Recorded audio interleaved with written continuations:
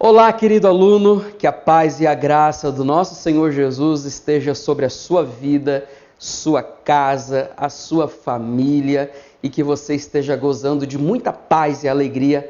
É o meu desejo sincero do coração. Antes de qualquer coisa, muito obrigado, por você acreditar nesse projeto, acreditar na Citadeb, acreditar, nessa história teológica que a escola tem. E eu aqui, como professor, quero agradecer você e incentivar. Continue sempre estudando, Você está assistindo a aula de psicologia pastoral no médio, E você depois pode avançar ainda também, Avançando no ensino teológico, que é muito importante para a sua formação ministerial, Que Deus abençoe você de uma maneira muito linda. Vamos lá então? Nós vamos continuar falando, sobre psicologia pastoral. Eu creio que você já assistiu a aula anterior, a não ser que às vezes você já passou direto para a aula 2. Sugestão: psicologia é uma área em que a gente vai construindo o conhecimento, tá? Se você veio direto para a aula 2, eu sugiro que você assista a aula 1, porque a aula 1 ela tem ali a ideia da história da psicologia, de onde ela nasceu, de onde ela veio, os primórdios da psicologia, a filosofia, o pensamento grego, o pensamento latino, o pensamento romano, que influenciaram a filosofia moderna. E no século XIX, como nós aprendemos na lição anterior, então houve um rompimento, uma cisão de filosofia e psicologia, uma cisão, aliás, também de medicina e psicologia, porque medicina e psicologia também andavam juntos, assim como andava filosofia e psicologia. Então ali houve um rompimento e a partir do século XIX, meados de 1800, a psicologia começa a caminhar com as suas próprias pernas, tendo status de ciência, Não apenas um conteúdo, uma matéria, algo a ser estudado, mas status de ciência. Então eu sugiro que você leia a lição, leia sempre antes, porque quando você vem para a aula, ou você está assistindo a aula na sua casa, são muitas as formas que você pode assistir essa aula. Então, quando você assiste a aula, você precisa já ter noção do conteúdo base, porque se você apenas assistir a aula, você vai entender até. Mas quando você lê de maneira antecipada e assiste a aula, com certeza, o seu aprendizado vai ser muito maior, e essa é a minha sugestão para que você aproveite ao máximo essa aula, porque esse é o objetivo e é por isso que nós estamos aqui, para contribuir com a sua formação teológica. Então, o capítulo de número 2, que é o capítulo que nós estamos iniciando agora, vai falar sobre a psicologia e as nossas emoções. Eu tenho o livro aqui em mãos, eu não vou dizer para você a página, porque o livro ele foi modificado, ele foi feito uma segunda edição, alguns detalhes foram corrigidos, não que haja mudança. Então, às vezes eu falo para você a página estará equivocada, Mas é só você pegar o capítulo 2, o capítulo 1 nós já aprendemos, que é a introdução à psicologia. Agora nós vamos falar sobre a psicologia e as nossas emoções, que é a lição de número 2. E é por isso que eu convido você a acompanhar comigo os slides que nós usamos aqui, ok? Então, lição 2, psicologia e as nossas emoções. E nós iremos olhar, nós vamos ver agora, são 11 matérias, são 11 subtópicos, são 11 tópicos desse capítulo de número 2, que nós vamos tratar sobre emoções. Então, eu coloquei uma frase ali, se as pessoas não se emocionassem, pouco poderiam realizar. A frase não é minha, é de um teórico que está contido no livro base que você tem em mãos, mas é uma frase muito verdadeira, porque as emoções, elas são a base do nosso comportamento. Imagine como seria o mundo sem a alegria, sem a tristeza, sem o amor, sem o ódio também, porque ódio e amor são antagônicos, mas digamos que alimentam-se um ao outro, A ira, imagine como seria o mundo sem essas emoções. Seria muito apático, Seria muito sem vontade, As pessoas não teriam desejo de realizar nada, porque o desejo de realização vem das nossas emoções. Então, essa lição, como nós já fizemos menção aqui, esse estudo, nós teremos 11 subtópicos, A classificação das emoções, a expressão emocional, o porquê das nossas emoções, o mecanismo fisiológico, biológico das emoções, as perturbações psicossomáticas, lidando com sentimento e emoção desagradável, os fatores que contribuem para a formação da personalidade, a teoria dos traços comuns, tipos de personalidade, distúrbios de personalidade e talvez a pergunta-chave, que é a pergunta que nós vamos encerrar essa aula: por que estudar isso? Porque talvez deveria ser o primeiro capítulo, mas não, é o último, para que depois que nós analisemos tudo, você então entenda o porquê que nós devemos estudar isso. E claro que o porquê que nós devemos estudar isso, eu já posso antecipar aqui, é porque você, líder como é, líder como será, quem sabe você ainda não desempenha um papel de liderança, mas eu creio que você está preparando-se para tal, e mesmo que você não tenha uma chamada ministerial para a liderança, mas na sua casa você é um líder, a irmã na sua casa é líder, então nós devemos nos preparar para lidar com as emoções. Mais à frente eu vou falar um pouquinho sobre isso, mas uma vez o meu sogro ele me deu uma lição muito importante sobre lidar com pessoas. Meu sogro por muito tempo trabalhou com venda de veículos. E uma vez ele me fez uma pergunta: Adriel, quando um carro novo chega numa concessionária, qual é a primeira coisa a ser feita? Se você assistiu à primeira aula, você lembra que eu falei que eu sou sanguíneo. Sanguíneo responde rápido, Eu respondi rápido, Carro, concessionária, vitrine, Coloca-se o carro na vitrine.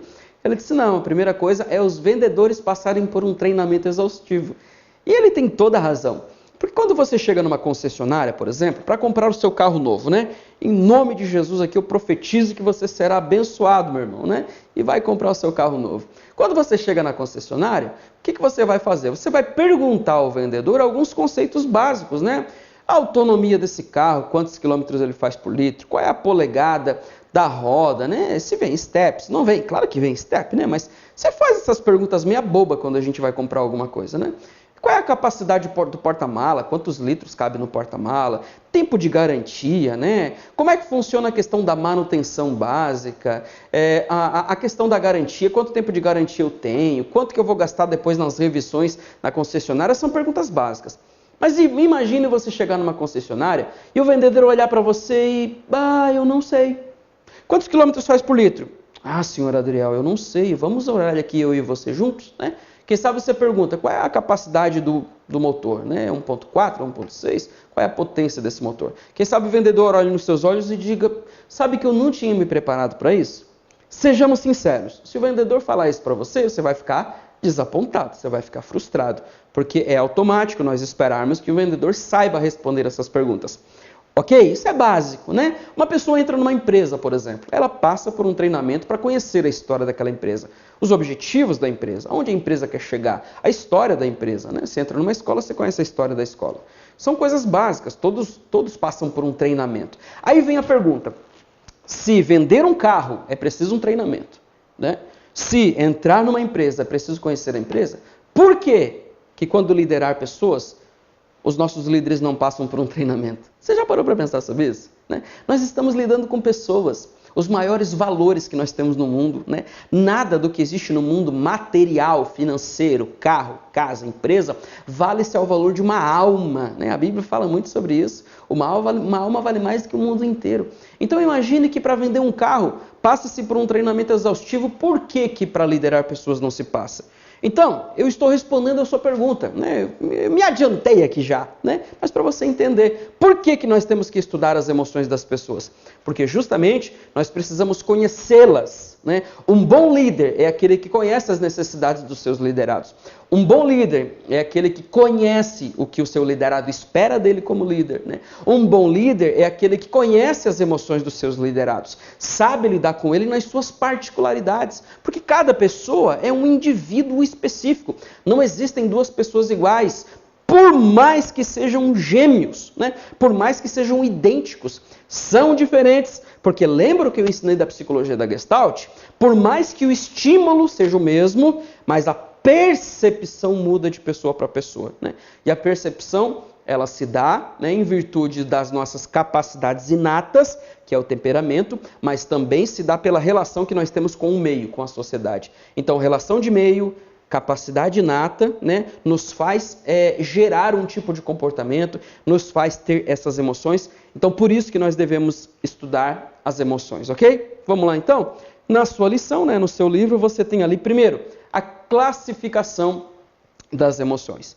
Então, eu costumo não ler, porque obviamente você comprou o DVD não para ter um leitor, né? Você comprou o DVD para ter um assunto extra, né? Então, eu estou aqui trazendo a você esse assunto extra, eu não vou ler, né? Você tem o livro nas suas mãos, você pode ler. Mas de maneira geral, estudos comprovam, né, que o medo, ira, o amor são emoções básicas de todo ser humano e delas, né, dessas emoções derivam todas as outras. Essas emoções básicas, né, delas que nascem as demais. Então, por exemplo, eu coloquei aqui para você acompanhar. Né? Vamos acompanhar aqui. Então, a ira, por exemplo, né, da emoção chamada ira, nasce o ódio, a vingança, né, o ciúme, a inveja, o desprezo. Né? Do medo, por exemplo, vai nascer o espanto, a ansiedade, a aflição, o pesar, né, a intranquilidade, né? Do amor vai nascer a piedade, tão expressa nas páginas bíblicas, né?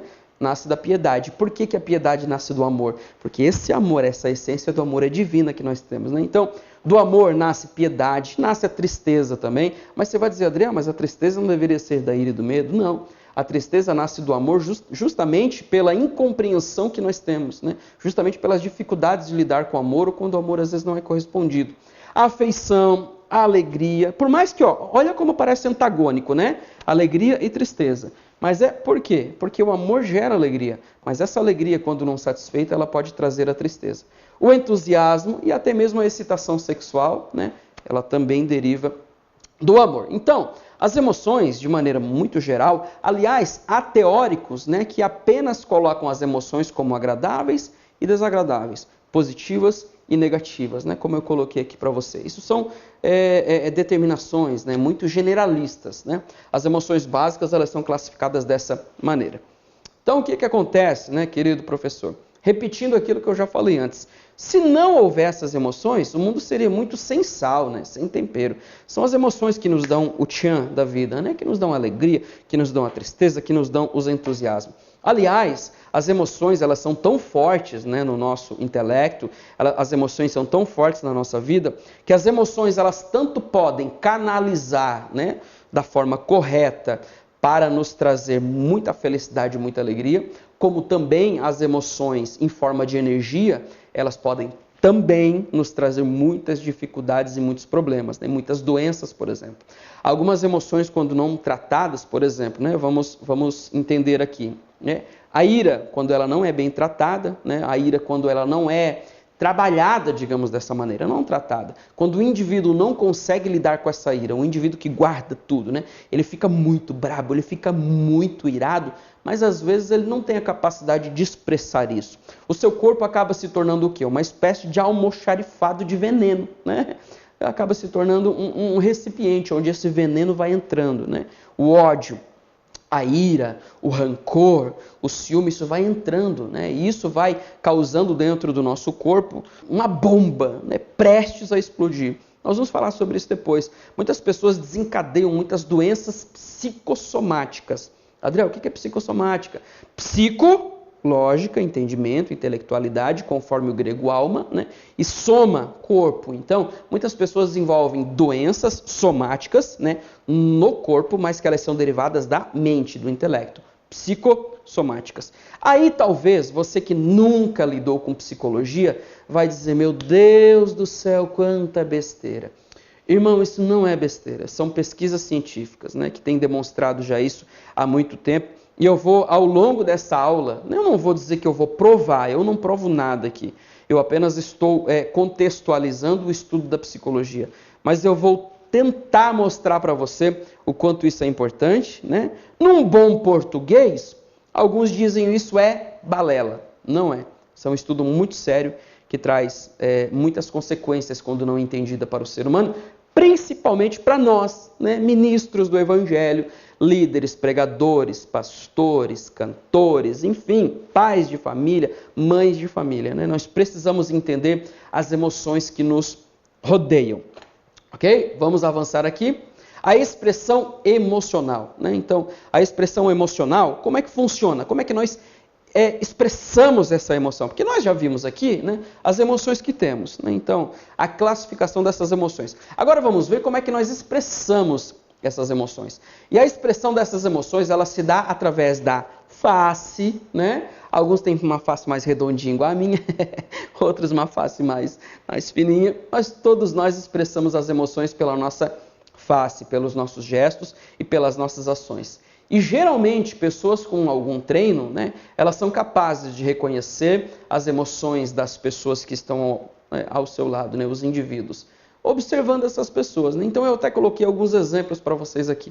Esse exemplo também tem na sua lição, na expressão emocional. Né? Então, por exemplo, você vai conversar com alguém e você percebe que a pessoa franze o rosto e faz esse sinal aqui, ó, cruza os braços, braço cruzado, meu irmão. Aliás, quando a pessoa cruza os braços e dá uma leve abrida aqui nas pernas, eu até acho que você não está vendo o meu tronco para baixo, está vendo o tronco para cima, mas eu estou abrindo um pouco as minhas pernas aqui. Quando a pessoa abre as pernas e quando ela cruza o braço, ela está dando um sinal para você de que ela está intransponível. Sabe o que é isso? As pernas travadas, porque se ela ficasse mais ereta, ela ficaria, né, de maneira mais acessível. Quando ela abre as pernas, né, ela trava, como se fosse um tanque de guerra travado. Braço cruzado significa que ela cruzou aqui, ó. Nada vai ultrapassar a sua região de sentimento, que é o coração. Claro que o intelecto, né, as nossas emoções estão no intelecto, mas de maneira geral nós expressamos aqui, ó. Braço cruzado, pernas abertas. Meu amigo, o negócio é mais embaixo. Você pode ter certeza que você está lidando com um tanque de guerra, né? Um tanque de guerra na área das emoções. Então, é um pequeno exemplo para você entender. Pernas cruzadas, né? É outro exemplo também de barreira, você vai enfrentar barreira, né? Um aperto de mão firme ou muito leve também expressa sentimento, expressa emoção, né? Algumas pessoas muitas vezes quando vão mentir, elas fazem isso aqui, ó. Quando alguém conversa com você, a não ser que ela esteja com mau hálito, né? Me perdoe pela brincadeira, mas em geral algumas pessoas colocam a mão na boca aqui para falar alguma coisa. Esteja atento ao discurso, porque em geral a mão na boca é uma resposta intelectual que ela quer tapar aquilo que ela está falando, porque aquilo que ela está falando talvez não seja verdade, né? Olhar distante. Algumas pessoas até têm dificuldade de olho nos olhos, né? Mas algumas pessoas distantes, que não querem muita aproximação, elas estão distantes, né? Eu converso com você, olhando para cima, para baixo, mexendo no celular, coisa desse tipo. Então essas são as expressões emocionais que todos nós temos. Algumas que eu coloquei aqui também, né? O livro traz. A raiva, por exemplo, né? Ela demonstra para nós. As sobrancelhas, elas levantam, né? O maxilar, a temperatura do corpo aumenta. A paixão, Jesus amado. Né? Adolescentes, vamos falar da paixão adolescente. Né? Pupila dilata, coração acelera, o corpo soa, né? A sudorese. Ele fica todo incomodado, ela fica toda incomodada. Por quê? Emoção. Né? A emoção da paixão está interagindo com o corpo e o corpo demonstra isso. Né? Então, quando a pessoa está relaxada, ela está demonstrando tranquilidade. Mas quando ela está assim, você percebe que a pessoa se arma, né? Você percebe que a pessoa está desconfortável no trato das suas emoções, ok? O ponto 3, vamos avançando aqui, é o porquê das nossas emoções. Agora a gente vai entrar numa parte um pouco mais teórica, mas é uma parte que também não é difícil de entender, ok? Sabe-se que hoje, acompanhe comigo aqui, sabe-se que hoje as áreas relacionadas, né, com os processos emocionais ocupam uma parte muito distinta do cérebro, né, uma parte específica do nosso cérebro, né, que é chamada de hipotálamo. Tá? Talvez você nunca ouviu isso. A aulinha de biologia é bem básica, eu já vou mostrar uma imagem para você bem legal. Né? O hipotálamo é a sede das nossas emoções. Né? A área pré-frontal e o sistema límbico são as áreas que estão ligadas à nossa emoção. Aí você vai me dizer de novo, pastor Adriel, da onde que você está tirando tanta besteira? Irmão, isso não é besteira, né? Isso são pesquisas científicas demonstrando, e eu vou mostrar para você como pesquisas demonstraram isso, ok? Mas vamos entender, né, o que é o hipotálamo e o que é cada sistema. O hipotálamo, só para você entender então, é a tomada da consciência, né, das nossas emoções. Como é que chegou-se a esse entendimento? Por eletroencefalogramas, né? por elétrons do nosso cérebro. Né? Os pesquisadores eles monitoram o nosso cérebro, o nosso intelecto, né? Através de ondas cerebrais, e percebe-se a área do cérebro que é ativada dependendo do que acontece. Então, por exemplo, quando alguém toma consciência de uma ação, a área ativada no cérebro é o hipotálamo. Né? O hipotálamo tem essa função. Um outro exemplo que o livro traz aqui também, né, o porquê das nossas emoções, o livro vai falar também sobre 3 sistemas muito independentes no nosso cérebro, no sistema nervoso. O que é? O sistema nervoso central, o sistema nervoso autônomo e o sistema nervoso periférico, né? O sistema nervoso central, para você entender, é aquilo que controla, né, de maneira central o nosso cérebro, né? É a sede das atividades nervosas. É onde acontece, né, uma chuva, não, na verdade não é nem uma chuva. Imagine uma tempestade de relâmpagos. Assim é o nosso cérebro nas sinapses, né? Sinapse é a comunicação de um neurônio e outra que se dá, né, por impulsos nervosos, por impulsos elétricos, aliás. Então, esses impulsos elétricos, eles ocasionam quase que uma chuva de meteoros no seu cérebro, né? Quando você vê um cérebro completamente iluminado, você vai perceber que é a sinapse de um neurônio e outro. O sistema nervoso central é o que controla isso, né? É responsável por essa parte nervosa, pelo comando do nosso corpo, né? do nosso intelecto, do nosso entendimento.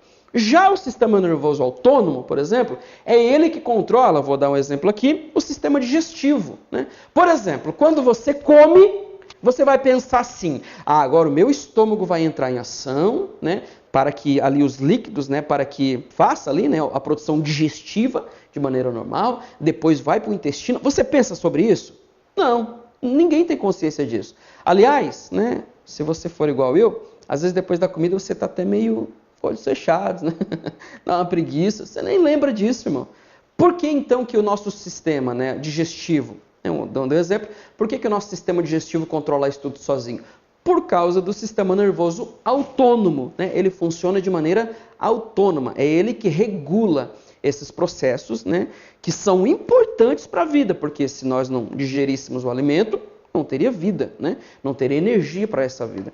Então, o sistema nervoso autônomo cuida disso. Já o sistema nervoso periférico, ele cuida justamente, né, daquilo que nós sentimos, as sensações, né? Então, por exemplo, né, as sensações de pegar, né, a sensação de estar aqui, a sensação, elas são controladas pelo sistema nervoso periférico, né? Os gânglios nervosos, né? Essa função de conectar o sistema nervoso às partes do corpo, né? Pernas, braços, pela sensação do paladar, do tato, né? Do ouvir, né? Do falar. Então, tudo isso é conectado através do sistema nervoso periférico. Aí você de novo vai pensar, ai, pastor, nunca ouvi falar disso. Eu vou mostrar uma imagem aqui bem interessante para você. Olha só. Para você que acha que tudo isso é besteira, isso aqui é uma imagem de um cérebro normal. Lembra que eu falei da tempestade, das sinapses, né? Olha só, nosso cérebro é assim, todo iluminado por causa dessa comunicação de um neurônio e outro que gera um impulso elétrico. Isso é um cérebro normal. Olha como é que é o cérebro de uma pessoa depressiva. Você está vendo a diferença, né? Ou a diferença de atividade nervosa que existe de um cérebro e outro. Normal, depressiva. Aí você vai dizer para mim que isso aqui é besteira, irmão? Não dá, né? Ainda muitos crentes, com todo respeito eu vou dizer isso, ainda muitos crentes e muitos líderes até, pensam que depressão é apenas uma doença diabólica, é o inimigo se manifestando, né? É o poder das trevas. Não é, irmão. Depressão é uma doença tão comum quanto o câncer, como o AVC, né? É uma doença tão comum quanto uma dor de cabeça crônica. Então, aqui demonstra para nós o quanto, né, existe essa diferença entre a normalidade e a anormalidade quando se trata, né, das emoções, dos impulsos elétricos do nosso cérebro e aquilo que nos gera vida, que é a nossa intelectualidade. Então, meu querido aluno, você precisa estar muito atento a isso, porque é importante esse entendimento. Quer ver? Vou continuar explicando ainda o que nós havíamos falado. Veja de novo, ó, aqui é o hipotálamo, né? Aqui é a região do cérebro, né? O nosso sistema nervoso. Então, aqui o hipotálamo, aqui a hipófise, né? A glândula pineal, o tronco encefálico e o nosso cérebro propriamente dito aqui, né? Então, a hipófise, por exemplo, que é essa partezinha menor aqui, é responsável pelo hormônio de crescimento, né? Todos nós temos. Ele também envia sinais para a glândula tiroide, as glândulas suprarrenais, os ovários, testículos, entre outras funções, função da hipófise. Adriel, o que a glândula pineal faz? Né? Ela secreta melatonina, hormônio responsável pela regulação dos ritmos do corpo, como os ciclos cardíacos, relógio biológico e o sono. Então, alguém que tem uma disfunção na glândula pineal vai ter problemas de sono, problemas, né, cardíacos, problema do relógio biológico e tantos outros, né? O tronco encefálico, por exemplo, ele recebe as informações sensitivas de estruturas cranianas e controla os músculos da cabeça. Enquanto que no cérebro, né, o cérebro recebe todos esses impulsos e controla tudo isso, né? Aliás, você sabe tanto quanto eu que o melhor computador já inventado pela humanidade não se compara a isso, né? De forma nenhuma. Até as melhores inteligências artificiais hoje do mundo, estou falando no plural melhores, porque as grandes, gigantes da tecnologia, né? Você conhece algumas, né? Eu não vou citar nomes aqui, não vou fazer propaganda de graça, né? Mas as grandes e gigantes empresas de tecnologia investem em inteligência artificial e mesmo a inteligência artificial mais desenvolvida ainda não se compara ao potencial que nós temos no cérebro, né? Então, o cérebro recebe esses impulsos, né, sensitivos de articulações, músculos, tendões, os olhos, né? Você está me assistindo agora através dos seus olhos, através do seu ouvido e processando toda essa informação na massa encefálica, né? No cérebro que todos nós temos, né? Então, sendo assim responsável pelos reflexos, pelos movimentos, atuando também no tônus muscular. Então, vamos voltar àquilo que eu tinha falado para você aqui, né? Vamos voltar aqui na questão do hipotálamo.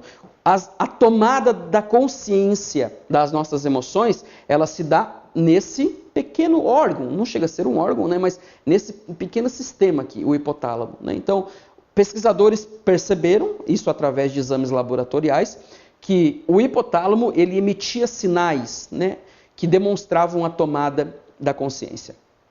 Então, meu amigo aluno, né, é muito importante nós sabermos isso, porque uma vez que nós sabemos, nós conseguimos lidar melhor com as nossas emoções. Vamos ao próximo capítulo, então, onde nós vamos aprender sobre mecanismos fisiológicos na emoção. Acompanhe comigo aqui, né? Eu coloquei aqui o seguinte, né? As emoções, principalmente aquelas de maior intensidade, porque umas são de menor, outras de maior intensidade, elas provocam mudanças profundas no nosso corpo, né? Elas interagem de maneira muito forte com o nosso corpo. Emoções que são percebidas pelo nosso intelecto, né? Elas são sentidas no nosso corpo. Reúnem-se em padrões organizados, né, sobre a influência do sistema nervoso e das glândulas endócrinas, conforme nós já vimos na imagem anterior, né? As glândulas endócrinas, né, agindo de maneira conjunta com o cérebro, hipotálamo, hipófise, glândula pineal, o tronco encefálico, ok? Então, né, elas agem de maneira conjunta com as glândulas endócrinas, trazendo essa influência do sistema nervoso central. Então, as mais comuns são, né, a aceleração do coração, né, é um movimento fisiológico desencadeado pela emoção, né? Olha que interessante. Você lembra que Platão, principalmente ainda antes de Platão, Sócrates, ele entendia como mente e corpo dissociados, até de certa maneira ligados, né, pela medula, mas entendia separados. Olha como isso aqui nos dá o entendimento que não há separação. Porque a emoção, quando sentida de maneira verdadeira, acelera o coração, traz resposta pupilar, né, pupila dilata, a secreção de saliva aumenta ou diminui dependendo da emoção. A resposta pilomotora é um nome bonito para dizer arrepio, né, as pessoas arrepiam-se, né? A motilidade gastrointestinal, né, que é o quê? A sensação que nós temos no estômago. Um frio no estômago quando você está com medo, por exemplo. Você está muito nervoso, você começa a ter dores estomacais. Eu tenho isso, por exemplo, viu? Estou falando aqui da minha vida para você, né? Eu tenho. Quando eu fico numa situação de estresse muito elevado, né, eu tenho problemas estomacais, né? Então, isso se dá por causa das minhas emoções. O aumento da pressão arterial, né? O tremor e tensão dos músculos e etc. Tudo isso são formas, né, de como nós expressamos as nossas emoções. E conforme você pode ler no texto que você tem ali, esses estados emocionais, né, ou eles são duradouros, né, ou eles são de menor intensidade. Por exemplo, vamos falar aqui da ansiedade. A ansiedade, por exemplo, algo que a gente vai falar com um pouco mais de clareza nas próximas aulas, mas a ansiedade, por exemplo, ela é um sistema natural do homem, né? Você vai viajar, por exemplo, né? Você vai fazer sua primeira viagem de avião. É normal que você tenha uma ansiedade. Quem sabe você é jovem, vai no primeiro dia na casa da namorada conversar com o pai, né? Quem sabe o pai é brabo, né? Aquela cara fechada. Quem sabe o pai é colérico, né? Que nem a gente aprendeu no primeiro capítulo aqui, na primeira aula. Quem sabe o pai é colérico. Meu Deus, irmão, o pai é militar, é general do exército, né? Deus do livre. Você fica numa ansiedade que você quase morre, né? Essa ansiedade, ela é normal. O que é patológico, e lembrando que patológico não é o estudo dos patos, né? Patológico é aquilo que é prejudicial, aquilo que vai me trazer um prejuízo na minha saúde, né? Então, o que é patológico é quando esse estado emocional, conforme está no seu livro, quando esse estado emocional, ele é duradouro. Então, por exemplo, eu vou citar um exemplo bem prático para você entender aqui. Suponhamos que você está na selva fazendo um safari, né? E de repente o carro que você está fazendo o safari quebra. Meu Deus, irmão. Você tem que caminhar 1 quilômetro para sair de uma área infestada de animais selvagens, né? Quem sabe tem ali grandes leões. E você começa a empreender uma caminhada, né, de 1 hora, ou quem sabe apenas 1 quilômetro, quem sabe alguns minutos, para você sair de um determinado espaço. E de repente, irmão, você vê um leão. Deus o livre. Se for um crente, já vai clamar o sangue de Jesus, né? Mas o que acontece? Nesse momento em que você vê o leão, uma bomba hormonal entra no seu corpo, né? Primeiro, coração acelera, porque o coração precisa bombear sangue para o corpo, né? As veias, ó, aquilo que eu falei aqui para você, né? Existe aqui uma mudança na pressão arterial, porque as artérias elas precisam expandir-se para para liberar mais sangue, mais oxigênio, né? A nossa pupila dilata para que a nossa visão melhore. Há uma descarga de adrenalina no nosso corpo para que nós nos preparamos para ser Usain Bolts, né? Corredores. Isso é normal, irmão. Aí de repente você saiu, né? Baixou, você até respirou fundo, você saiu ali daquele espaço do leão ali. Só que acabou, né? A adrenalina saiu, a veia, né? As artérias voltaram ao normal, o coração parou. Agora imagine um estado de ansiedade patológica, onde o seu coração está toda hora acelerado, onde as suas artérias estão toda hora modificadas, e num estado patológico de ansiedade, onde o seu corpo libera adrenalina com muita frequência. A adrenalina é boa para o nosso corpo, né? A adrenalina é responsável, né? Quando você faz exercício físico, você precisa de adrenalina. Só que a adrenalina em excesso, ela torna-se um veneno no nosso corpo. Você sabe que dessa maneira que funciona. O nosso corpo precisa de todas as substâncias, né, que são secretadas pelo nosso sistema, né, aquilo que a gente estava falando aqui, né, olha só. A hipófise, né, a glândula pineal, ela vai secretar hormônios, né, principalmente aqui a hipófise, o hormônio do crescimento, é importantíssimo para o ser humano, né? A glândula também, ela vai enviar informações para os ovários, para os testículos, tudo isso é importante. Só que, quando isso é em excesso e quando isso é duradouro, isso acaba trazendo, né, consequências muito graves e consequências perturbadoras, né, para a nossa vida. Por isso que eu coloquei ali, ok? Que no capítulo de número 4, nós estamos falando sobre o subtópico número 4, nós estamos falando sobre mecanismos fisiológicos na emoção. E agora vem a sequência, para nós entendermos, né? Que, primeiro, há esses mecanismos fisiológicos, como nós vimos, e em segundo, aí entra em ação as perturbações, que é aquilo que eu estava dizendo. A ansiedade é normal para você fugir do leão.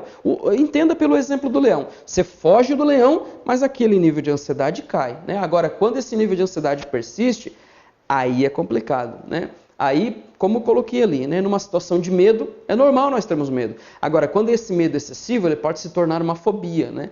Algo muito comum hoje é a síndrome do pânico. Síndrome do pânico nada mais é do que o medo do medo. As pessoas têm medo de tudo, né? Elas têm medo de ter um ataque de pânico. Então, são pessoas que têm perturbações psicossomáticas, psico geradas no soma, geradas no nosso corpo. Então, estudos comprovam, né, conforme nós colocamos aqui, estudos comprovam que mais de 85%, irmão, das doenças, elas são causas emocionais. Eu acredito que você talvez nunca tenha parado para pensar isso. Aí você vai dizer assim, não, Adriel, mas a minha mãe teve um câncer. Irmão, câncer é uma doença de origem emocional. AVC, origem emocional. Muitas doenças, elas primeiro são geradas no nosso intelecto. A falta do trato, a falta de nós sabermos lidar com as nossas emoções, acabam gerando doenças psicossomáticas. Por isso que eu coloquei aqui, né? Como por exemplo, a úlcera no estômago.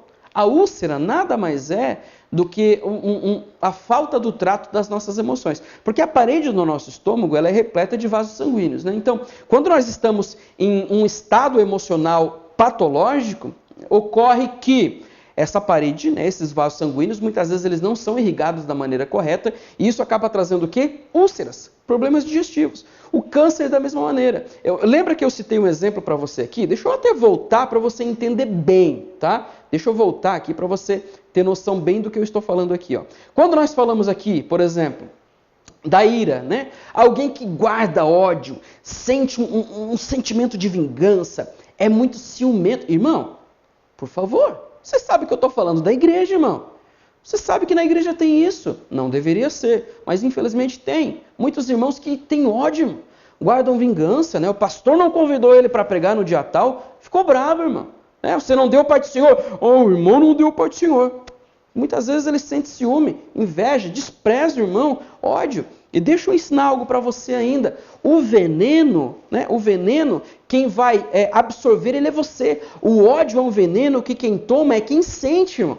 Não é quem você está odiando. O ódio é um veneno que mata nós, não o outro, né? Então, saiba disso. Aí o que acontece? Né? O irmão alimentou ódio, alimentou ira, alimentou rancor, né? Ele despreza, ele tem um ciúme muito excessivo. O que acontece? Esse sentimento, ele não vai por nada. Tem gente que acha, com todo respeito, viu, irmão? Mas nós nos alimentamos, né? O alimento vai para o estômago, para o intestino, e nós eliminamos isso, né? Através, através da nossa fisiologia, né? Quando você vai lá fazer suas necessidades fisiológicas, você elimina aquilo que não presta. Agora, as nossas emoções não. As nossas emoções, elas não podem ser eliminadas. Lembra que eu ensinei na primeira aula? Por isso que eu estou dizendo, você tem que ter assistido a primeira aula, né? Lembra que eu falei na primeira aula sobre a estrutura psíquica, conforme Freud nos ensinou? Consciente, pré-consciente e inconsciente, né? Então, essas informações, ira, ódio, rancor, elas muitas vezes não são salvas no consciente ou no pré-consciente. Elas vão lá para o profundo, né, do nosso aparelho psíquico, e esse profundo do aparelho psíquico, ele vai gerar câncer, AVC. Por exemplo, você conhece alguém que tem psoríase? Você sabe o que é psoríase, irmão? Psoríase é aquela pessoa que descasca, né? Aquela pessoa que tem feridas na pele, feridas muito feias até por sinal. Se você tem, aluno, me perdoe, eu não estou falando feias no sentido pejorativo, mas feias que eu estou fazendo menção é que são feridas muito aparentes, né? É um sofrimento muito grande para quem tem essa doença.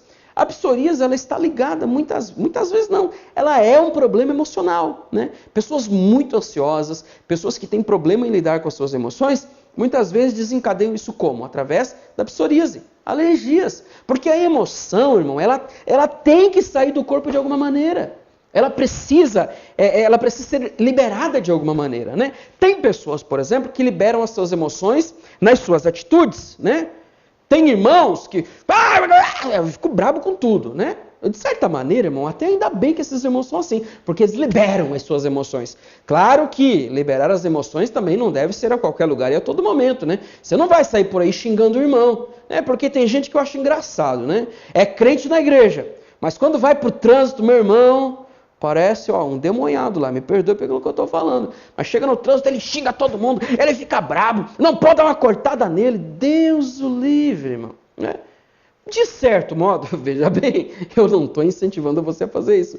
Mas de certo modo, essas pessoas elas até acabam eliminando, né, esse ódio, essa raiva.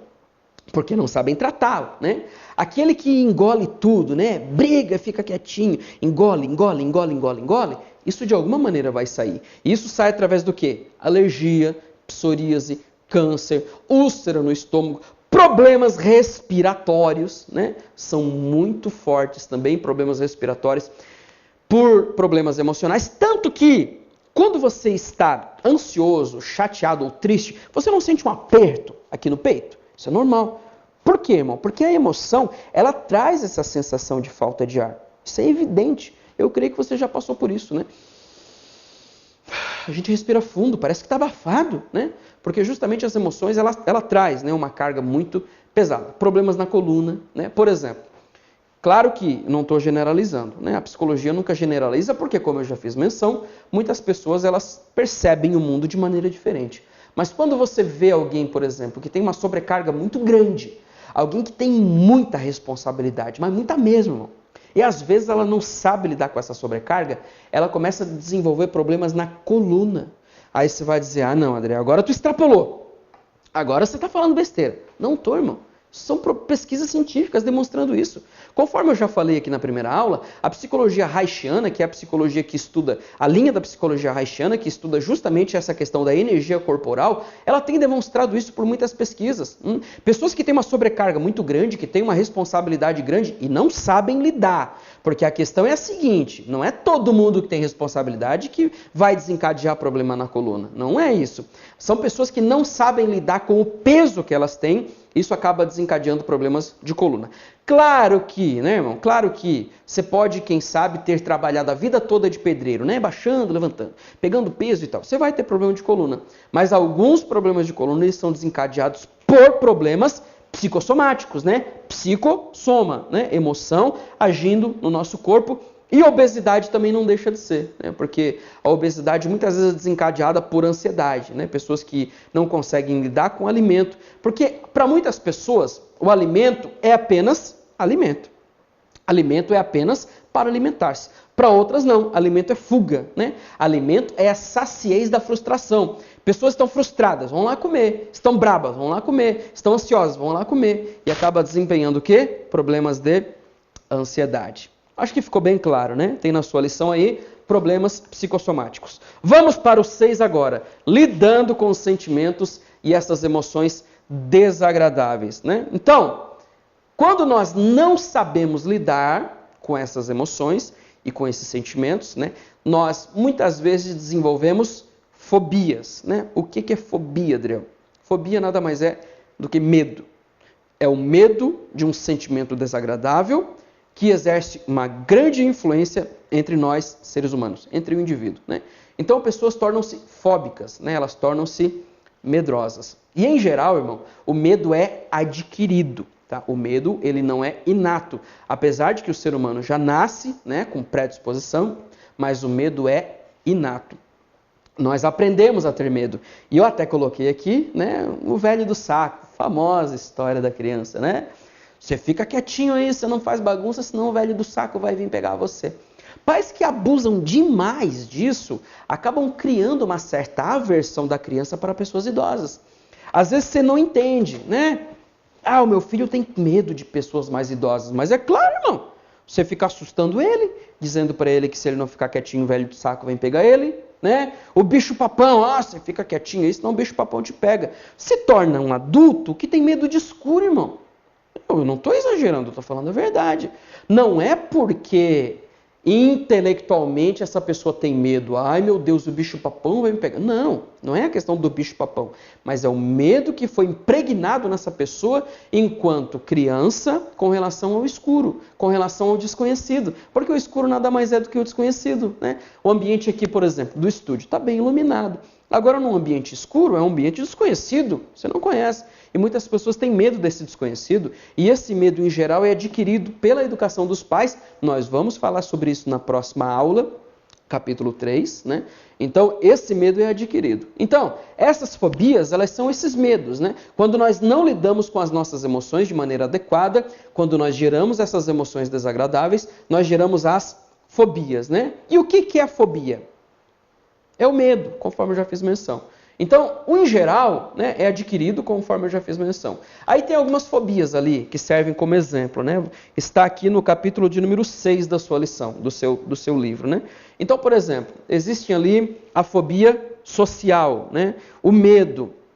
Esse medo irracional que as pessoas têm. Que é caracterizado pelo quê? Né? Pelo medo persistente de contato social ou de atuação em público. Mas daí você vai dizer, Adriel, mas eu não entendo isso. Irmão, sabe qual é o problema? É que esse tipo de pessoa tem as emoções tão descontroladas que elas pensam o seguinte, né? O intelecto delas gera um pensamento automático de que, né, ou elas vão morrer, ou elas vão estar sufocadas, né? Ou elas vão ser pisoteadas, ou elas vão dar um ataque de pânico no meio de todo mundo, né? Alguma coisa vai acontecer, alguma coisa vai acontecer. Aí você vai dizer, nossa, mas que besteira, mas irmão, quando a gente fala de percepção, aquilo que é besteira para você pode não ser para mim, aquilo que para mim é besteira pode não ser para você. Então, a fobia social é uma doença, né? Séria, aliás. Isso aqui não é brincadeira, irmão. Eu não estou aqui falando abobrinha, história da carochinha para você. Me perdoe eu falar isso. Mas é que eu, como pastor e psicólogo que sou, eu percebo muito preconceito ainda dentro da igreja. Pelos nossos líderes, pelos nossos pastores, né? pelo nosso corpo de obreiros, até a igreja de maneira geral. Muitos irmãos que acabam não tendo uma certa cultura, acesso à informação, acabam achando que, por exemplo, agorafobia, né? Que é o medo de locais amplos e abertos. Ah, irmão, isso é frescura. Não é frescura, querido. A claustrofobia, que é o medo de ambientes fechados. Adriel, não é bobíssimo. São medos, né? As pessoas que têm essas fobias, ela está na sua lição, eu vou mostrar para você na sua lição, né? São pessoas que têm dificuldade respiratória. Elas não conseguem respirar, parece que elas vão morrer, parece que elas sentem-se sufocadas, elas começam a suar de maneira descontrolada, elas têm náusea, vontade de vomitar, né? Elas têm calafrios, dores de cabeça intensa. Algumas pessoas chegam a apagar, a perder a conexão com a realidade. Irmão, isso aqui é sério. Não é bobiça, não é história de carocha, né? Isso aqui são histórias reais daquilo que muitas pessoas vivem, né? Um medo exagerado, um medo que não tem, né, não tem uma racionalidade. Mas aí é que está. A fobia é justamente um medo irracional, né? Um medo que se manifesta por algum objeto, por alguma situação. Como, por exemplo, eu coloquei aqui, ó, mugofobia, né? Nome bonito, mas é para dizer que pessoas que têm medo de rato. Irmão, quem sabe para você rato seja até meio nojento, asqueroso, mas você não tem medo. Mas tem até mulheres que têm um medo, mas um medo natural, né? Elas berram toda lá. Eu não vou berrar aqui, né? Mas elas berram lá quando vê um rato. Mas tem gente que não, irmão. Tem mulher que Deus o livre. E não é só mulher, não. Tem muito homem também, né? Muito homem aí que tem fobia, que chega a passar mal quando vê um rato. Uma aranha, por exemplo, né? Aranha também. Então são pessoas que sofrem, né?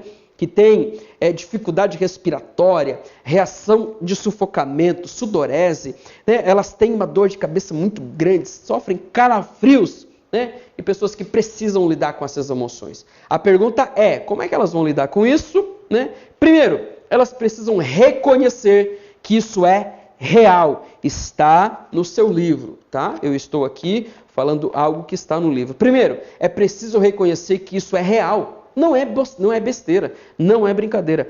Essa pessoa precisa ser tratada por um profissional qualificado, né? E segundo, essa pessoa precisa entender que o que causa o medo em si não é o objeto. Porque se fosse o objeto, todos teríamos medo, né? Ao ver uma aranha, que sabe alguém morre de medo. Mas o medo em si não está contido no objeto. Está contido o quê? Na minha percepção. Por isso que um psicólogo, um psiquiatra, né? Esses profissionais, eles têm condições de atuar nesse sentido. A Bíblia também nos dá amparo para isso, né? Porque a Bíblia vai dizer o quê? Que o lidar com essas emoções, né? Lidar com esse tipo de situação, muitas vezes já foi dito pelo próprio Cristo, né? Não temais. Né? O próprio Cristo muitas vezes já disse, não temas, né? Vocês não precisam temer, né? Jesus já falou isso muitas vezes. Então, nós percebemos aqui o quanto nós precisamos, né, entender como líderes essas emoções, né? A manifestação dessas emoções. Eu estou aqui no ponto 1 ainda do capítulo de número 6, né? O subtópico 6, nós estamos falando ainda sobre fobia. E ali eu coloco para você, né? Mateus 10, 26, 28 e 31. Eu não vou ler para ganhar tempo, você pode, quem sabe, pausar o vídeo, abrir a sua Bíblia nesse texto, né? Mas Jesus ordena aos crentes o quê? Não temais. E não é só em qualquer situação da vida, é de todas as maneiras, não temais, né? Aí vem a pergunta, como vencer o medo, né? Está ali alguns textos que servem de referência para nós entendermos isso. Eu coloquei aqui já para nós ganharmos tempo, né? Então 1 João 4,18 vai falar o quê? Que no amor não existe medo.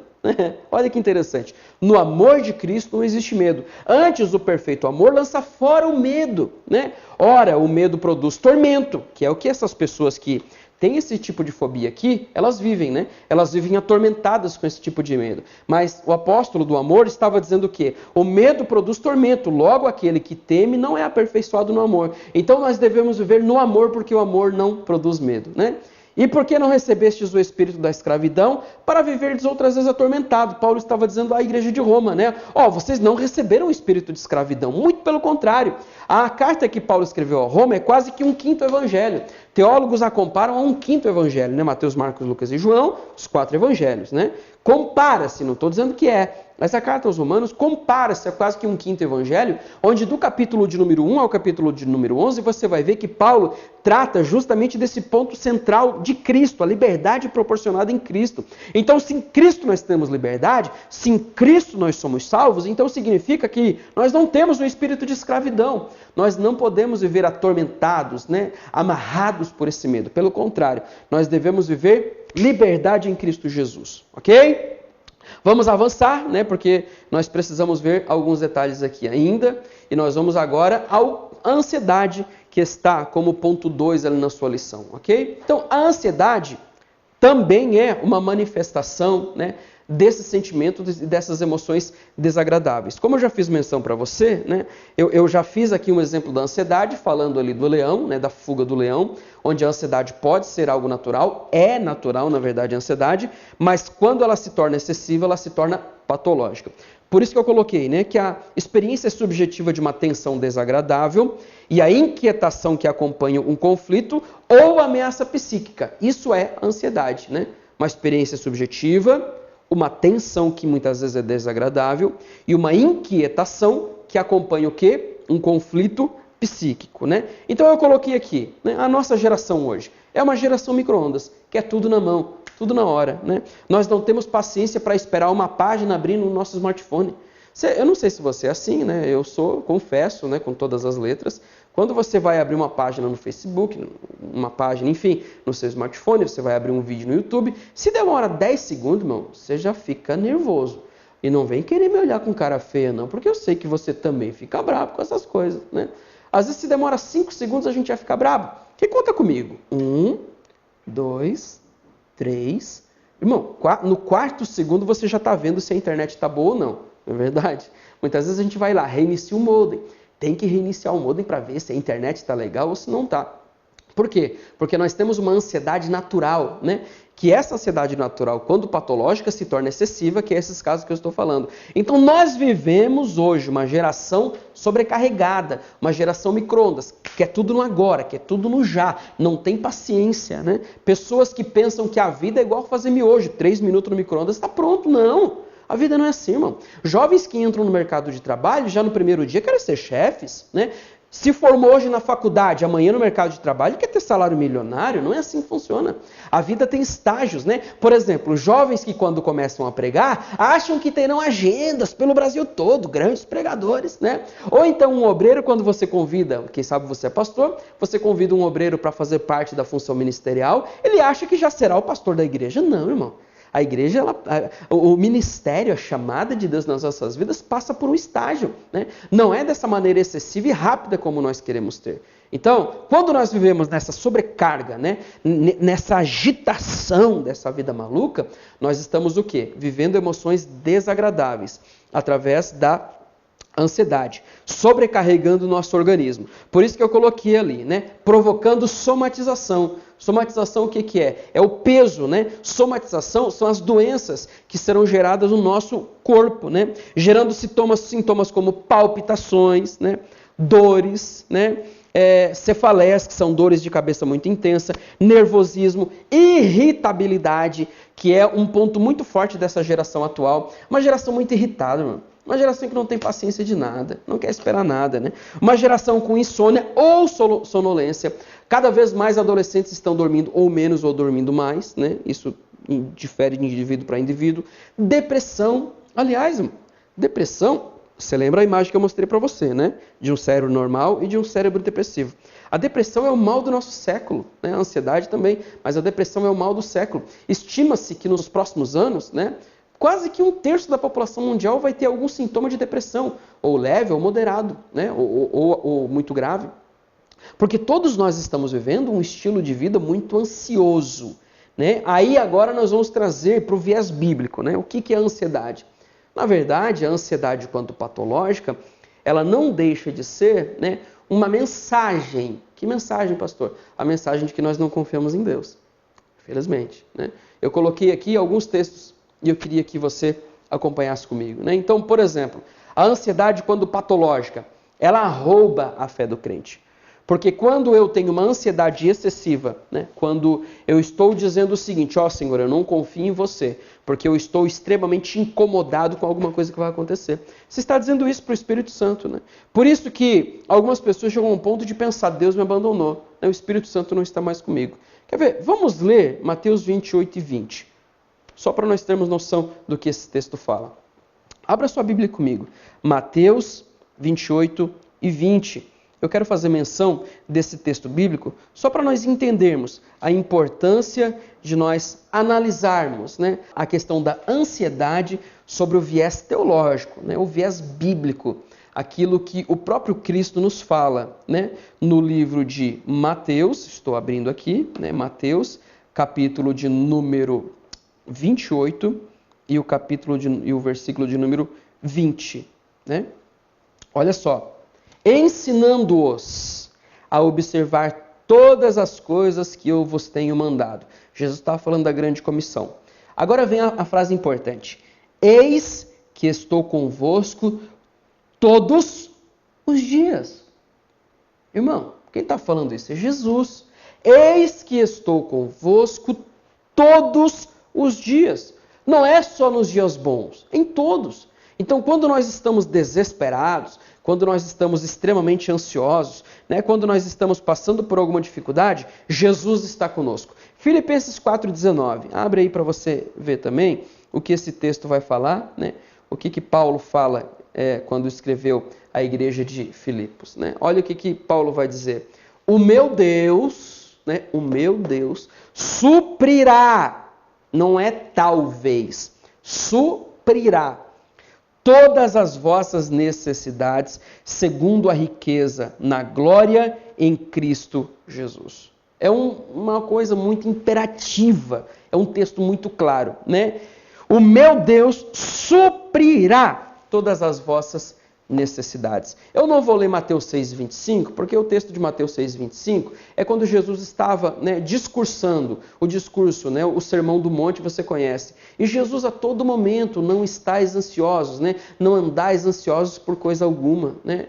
Se o próprio papai do céu, Jesus estava dizendo, não deixa os animais perecerem, quanto mais vocês, estou parafraseando, né? Os lírios do campo, né, se vestem, por que vocês não irão se vestir? Então a ansiedade é algo que nós precisamos lidar, né? Algo que nós precisamos encarar como algo muito sério. Não é besteira, né? Não é bobiça, e nós devemos encarar a ansiedade de uma maneira muito séria, né? Então, nesse ponto aqui, nós percebemos aqui, né, que nós lidamos muitas vezes com o medo, né, nós lidamos com as fobias, nós lidamos com a ansiedade. Aliás, só para encerrar esse capítulo, né, algo que fala para nós acerca do medo também é o versículo 3, o versículo 10 e o capítulo 3 do livro de Gênesis. Né? Não precisamos abrir e ler, ou quem sabe você dá uma pausa no vídeo e leia. O versículo capítulo 3 e 10, né, ele fala justamente do medo que Adão teve do próprio Deus. Né? Quando Adão peca, né, quando Eva peca, induz Adão ao pecado, então o casal ali sente medo do Senhor. Então a gente percebe que esse medo, ele é derivado, né, ele vem dessa raiz pecaminosa. Eu acredito que se não fosse o pecado de Adão, nós não teríamos medo, né? Mas como Adão pecou, como ele abriu as portas para que todas as desgraças da humanidade entrassem, então isso acabou trazendo medo, né? Então tudo isso que nós estamos olhando aqui, né, ele acaba sendo uma raiz daquilo que Adão permitiu entrar na terra através do seu pecado. Ok? Vamos à lição 7. Lembrando que nós estamos estudando agora sobre a psicologia nas emoções. E são assuntos fantásticos, né? Que trazem um aprendizado muito grande, que trazem um aprendizado muito importante para você que está aí galgando, né, um espaço no ministério, você que tem uma chamada, até mesmo você que é membro, não tem chamada, não tem o desejo, mas busca o aprimoramento teológico, é muito importante o entendimento das suas emoções. Nós vamos entrar numa parte agora, o capítulo de número 7, a gente para um pouquinho de falar das emoções básicas e a gente começa a entrar agora num ponto, né, você tem sua lição na mão, onde nós vamos falar um pouquinho agora sobre a questão da personalidade, tá?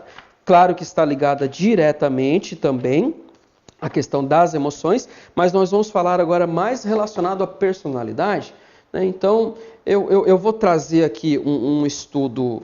Esse capítulo eu vou, de certa maneira, passar um pouco mais rápido, porque são conceitos que você até precisa entender, mas não é nada que você precisa aprofundar-se, né? A não ser que você seja da área da saúde, quem sabe você seja acadêmico de psicologia, tenha o desejo, aí eu até sugiro aprofundamento nesse estudo. Mas eu confesso que eu não quero me deter a esses pontos, porque os próximos pontos eles são mais importantes para você, aluno de teologia, para você que tem uma chamada ministerial, ou você que já desenvolve, né, uma chamada ministerial. Então nós vamos falar sobre os fatores que contribuem para a formação da nossa personalidade, né? Então, nós vamos ver aqui vários fatores. Um desses fatores é o fator hereditário, né? Depois nós vamos ver também os fatores somáticos, né? Eu estou olhando aqui na lição, você tem no seu livro. Depois dos fatores somáticos também tem o ponto 3 ali, que é os fatores socioculturais, né? Então, vamos entender esses três, né? Primeiro, hereditário, aquilo que é inato. Segundo, somáticos, aquilo que está ligado também ao nosso corpo. E o terceiro, que é os fatores culturais. Então, acompanhe comigo aqui, né? Então, os fatores hereditários, né? Eles existem, né? Existem provas evidentes do papel da constituição genética na determinação da personalidade. Principalmente quando se refere aos aspectos temperamentais. Eu volto de novo a dizer, você tem que ter assistido a aula 1, né? Se você não assistiu, por favor, pausa e volta lá. Assista, porque você vai entender muito melhor aquilo que antes eu já falei sobre temperamentos, né? Da personalidade. Então, a formação da personalidade, no ponto hereditário, ele se dá pela contribuição do nosso temperamento. Nós já vimos que o temperamento é inato, nós já vimos que o temperamento é hereditário, né? Ele passa numa carga genética de pai para filho, de mãe para filho e filha, né? Eu já falei também no estudo sobre o temperamento que mesmo filhos adotados, eles muitas vezes têm mais semelhança hereditária com seus pais. Não estou nem falando de biotipo. Claro que biotipo vai ser parecido com os pais biológicos, né? Por exemplo, eu tenho 1,64 m, sou muito grandão, né? Quem sabe se eu tivesse um filho, eu terei um filho, né? Mas suponhamos que numa situação muito hipotética, né? Eu desse esse filho para adoção, nunca vou fazer isso. Mas estou apenas citando uma situação hipotética. E digamos que o pai adotivo tivesse 1,90 m. É claro que o filho, né, adotado não teria 1,90 m, eu teria no máximo 1,70 m, né? Puxaria o meu biotipo. Mas eu estou falando não apenas de biotipo, eu estou falando de psique, de mente, né? Então, o filho adotado, ele, na questão temperamental, ele é muito semelhante ao pai, biológico. Na questão cultural, que nós vamos falar aqui, ó, aí não. A questão sociocultural, ele vai ser semelhante ao pai adotivo, né? Mas na questão hereditária, não. Na questão hereditária, mesmo um filho, né, adotado, ele vai ainda ter traços temperamentais do seu pai biológico, né? Dos seus pais biológicos. Por isso que os fatores hereditários, né, para a formação da personalidade, eles são muito importantes, ok? Ponto 2, os fatores somáticos, né? E aqui entra uma teoria de Sheldon, né? O que é essa teoria de Sheldon? Aliás, você vai pensar, não, quem é esse Sheldon? Irmão, Sheldon era um pesquisador de Harvard, né? Uma das maiores universidades americanas, uma das melhores universidades do mundo, né? Então foi um estudo científico muito bem conduzido e muito bem elaborado, né? O que Sheldon dizia? Que soma corpo, o biotipo corporal, ele contribui significativamente para a personalidade. De que forma que Sheldon chegou, né, a esse ponto? Ele fez o estudo de homens nus, ele estudou o corpo de muitos homens, né? E ele separou aqui três instâncias, digamos dessa maneira. Uma instância que ele chamou de endomorfia. Era um componente gorduroso quando um corpo era mais gorduroso e visceral, né? Firme e obeso. Outros corpos, eles tinham um aspecto de mesoformia, né? Que eram componentes ósseos e musculares, né? A dominância de musculatura desenvolvida. Outros, por exemplo, de ectomorfia, componentes cutâneos, né? Pele e uma fragilidade estrutural. Então, olha a diferença de corpos, né? Corpos mais firmes e obesos, corpos mais trabalhados, né? Mais torneados, conforme a nossa cultura, né? Uma dominância de uma musculatura desenvolvida, e outros corpos, então, mais frágeis, digamos dessa maneira, né? Pele e fragilidade estrutural. Então, o que Sheldon, né, tirou desse estudo? O que ele chamou aqui de três instâncias de viscerototônia, somatotônia e cerebrototônia. Isso com base nos estudos, né, que ele fez aqui, endomorfia, mesomorfia e ectomorfia. Então, o que ele percebeu? Né, que os corpos que tinham viscerototônia, né, que eram os corpos o quê? Que tinham mais endomórficos, digamos dessa maneira, eram mais viscerais, ele percebeu que esses homens, ele tinha uma personalidade de expressão facial de sentimentos, dependência de aprovação social, né, gregaridade e por aí vai. Somatotônia eram homens assertivos, com energia física, ansiedade baixa, coragem, indiferenciador e necessidade de poder, né? Cerebrototônia, que daí nos dá a ideia do quê? Justamente da ectomorfia, tá? Esses homens, o que eles eram, né? Eles tinham uma certa contenção, autoconscientes, introversivos, né? A introversão e a retirada social e solidão. Isso aqui é muito complexo, tá, irmãos? Você não precisa se aprofundar nisso, porque isso são questões mais teóricas, né? Mas só para você entender que esses estudos conduzidos por Sheldon, né, há muitos anos atrás, eles foram importantes para a ciência para trazer uma ideia de que o corpo também influencia na personalidade. Mas isso não se traz hoje para a ciência moderna, né? A ciência moderna entende que a personalidade não é formada apenas, né, por soma, por corpo. Ela é formada por hereditariedade, ela é formada também, né, por fatores socioculturais, que é o ponto 3, que tem aí no seu livro, né? O ponto 3, você vai ver ali, por exemplo, nos fatores socioculturais, né? Então, por exemplo, o que contribui para a formação da personalidade? Nós já vimos a hereditariedade, nós já vimos que estudos científicos antigos diziam que a forma do corpo contribui para a personalidade, mas hoje o que é mais atual, né, sabe-se que a cultura influencia muito a personalidade, né? Por exemplo, eu vou citar um exemplo para você aqui. Aí você vai dizer, não, pastor, mas pessoas que nasceram em épocas diferentes e tal, mas veja bem, por mais que uma pessoa nasça hoje, né, um bebê vai nascer em dezembro, por exemplo, em dezembro de 2017, né? Entenda uma coisa, suponhamos que esse bebê nasce em Nova York, Los Angeles, São Paulo, Rio de Janeiro. Vai ser um bebê numa selva de pedras, né, numa cidade cosmopolita. Um outro bebê, por exemplo, ele nasce numa reserva indígena, naqueles povos indígenas ainda muito fechados na região amazônica, por exemplo. Então entenda o seguinte, que essa cultura, né, a cultura, os povos que esse bebê está inserindo, vai influenciar diretamente na personalidade desse indivíduo. Por isso que disse, né, que a cultura influencia, né, os traços comportamentais que são derivados da nossa personalidade. Então, a influência social também é muito grande, né? E, aliás, essa influência social ela é muito maior do que a cultura. Porque, por exemplo, a influência social ela se dá dos pais, né? Os pais influenciam muito. E eu até coloquei um caso clínico aqui, só para você entender isso. Certa vez quando estava fazendo o meu estágio de psicologia, né, eu estava atendendo na clínica de psicologia da Unesc, lá em Criciúma, Santa Catarina, e uma mãe me trouxe um caso clínico, né? Na verdade, mamãe trouxe um caso clínico, não, né? Eu estava atendendo uma menina de 7 anos, talvez. E quando eu atendi essa menina, né, qual era a queixa da mãe? A queixa da mãe é que essa menina era introvertida, que a menina era muito quieta, né, que a menina não se expressava. Aí eu comecei a desenvolver a terapia com aquela menina, né, e fiz alguns testes com ela. Um dos testes de psicologia é chamado HTP.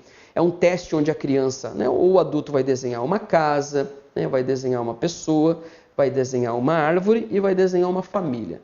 Já sei que você vai pensar, pastor, que besteira. Irmão, não é besteira. São testes científicos comprovados, né? Aliás, essa criança desenhou lá, né? E a casa dela, por exemplo, foi uma casa sem janelas. Só para você ver como é que estava o sentimento dessa menina, né? A casa dela não tinha abertura, era uma casa totalmente fechada, né? Era uma pessoa introvertida, não tinha abertura. Só que o ponto maior, ele foi mais... Como é que eu posso dizer para você? Eu fiquei mais assustado quando eu vi o desenho da família.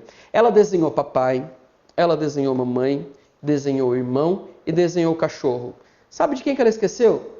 Dela. Aí você vai dizer, mas foi só um ato falho. Não foi um ato falho. Quando eu chamei essa mãe para conversar, eu mostrei o desenho para ela. E essa mãe a princípio não entendeu. Eu mostrei o desenho para ela e disse, mãe, essa menina não se vê fazendo parte dessa família. Irmão, quando eu mostrei esse desenho, essa irmã caiu num choro que, olha, não foi fácil controlar. Aí a mãe me trouxe a história. Primeiro, uma gravidez não desejada. Segundo, depressão pós-parto. A mãe não amamentou, rejeitou essa menina, né? Quando a menina começou a crescer, né, que o papai e o irmãozinho começaram a gostar muito dessa menina, a mamãe começou a ter ciúme, né? Começou a duelar com essa menina pela atenção familiar. Essa menina cresceu sendo desprezada dentro de casa. Aí quando você vê uma menina dessa desenhando a sua família sem se colocar ali, isso é evidente. Aquela menina não se via fazendo parte daquela família. Aquela menina era um incômodo para aquela família. Claro que isso na visão dela, né, na personalidade dela. Por isso que eu estou colocando para você que a personalidade de um indivíduo é muito influenciado pelas influências sociais, né? Ou seja, a educação que essa pessoa recebe dos pais. Em contrapartida, um bebê que é amado, né, que é concebido, um bebê que é respeitado nas suas necessidades, irmão, esse bebê vai nascer com toda a saúde psíquica possível. Agora, a menina, coitada, irmãos, tadinha da menina, eu fiquei até com pena. Porque eu até ajudei, só que a mãe não aceitou. Na verdade, quem precisava de terapia não era nem a menina, era a mãe. Eu até falei isso para ela. Coube a mim dizer isso. Ela ficou brava comigo, mas era meu papel como psicólogo falar isso. Quem precisava de apoio terapêutico era a mãe, não era a menina, né? A mãe amando essa menina, quem sabe ainda poderia ter uma luz de esperança, mas infelizmente não foi isso que aconteceu. A mãe não aceitou, teimosa, né? A mãe não entendeu que eu era dela. E por fim, mais uma família que se perpetua com a infelicidade. Por quê? Por causa da formação da personalidade nesses fatores socioculturais e em especial ao fator social. Ok? Tem outro detalhe também, né, que está ali na sua lição também, que é as atitudes negativas e as suas consequências.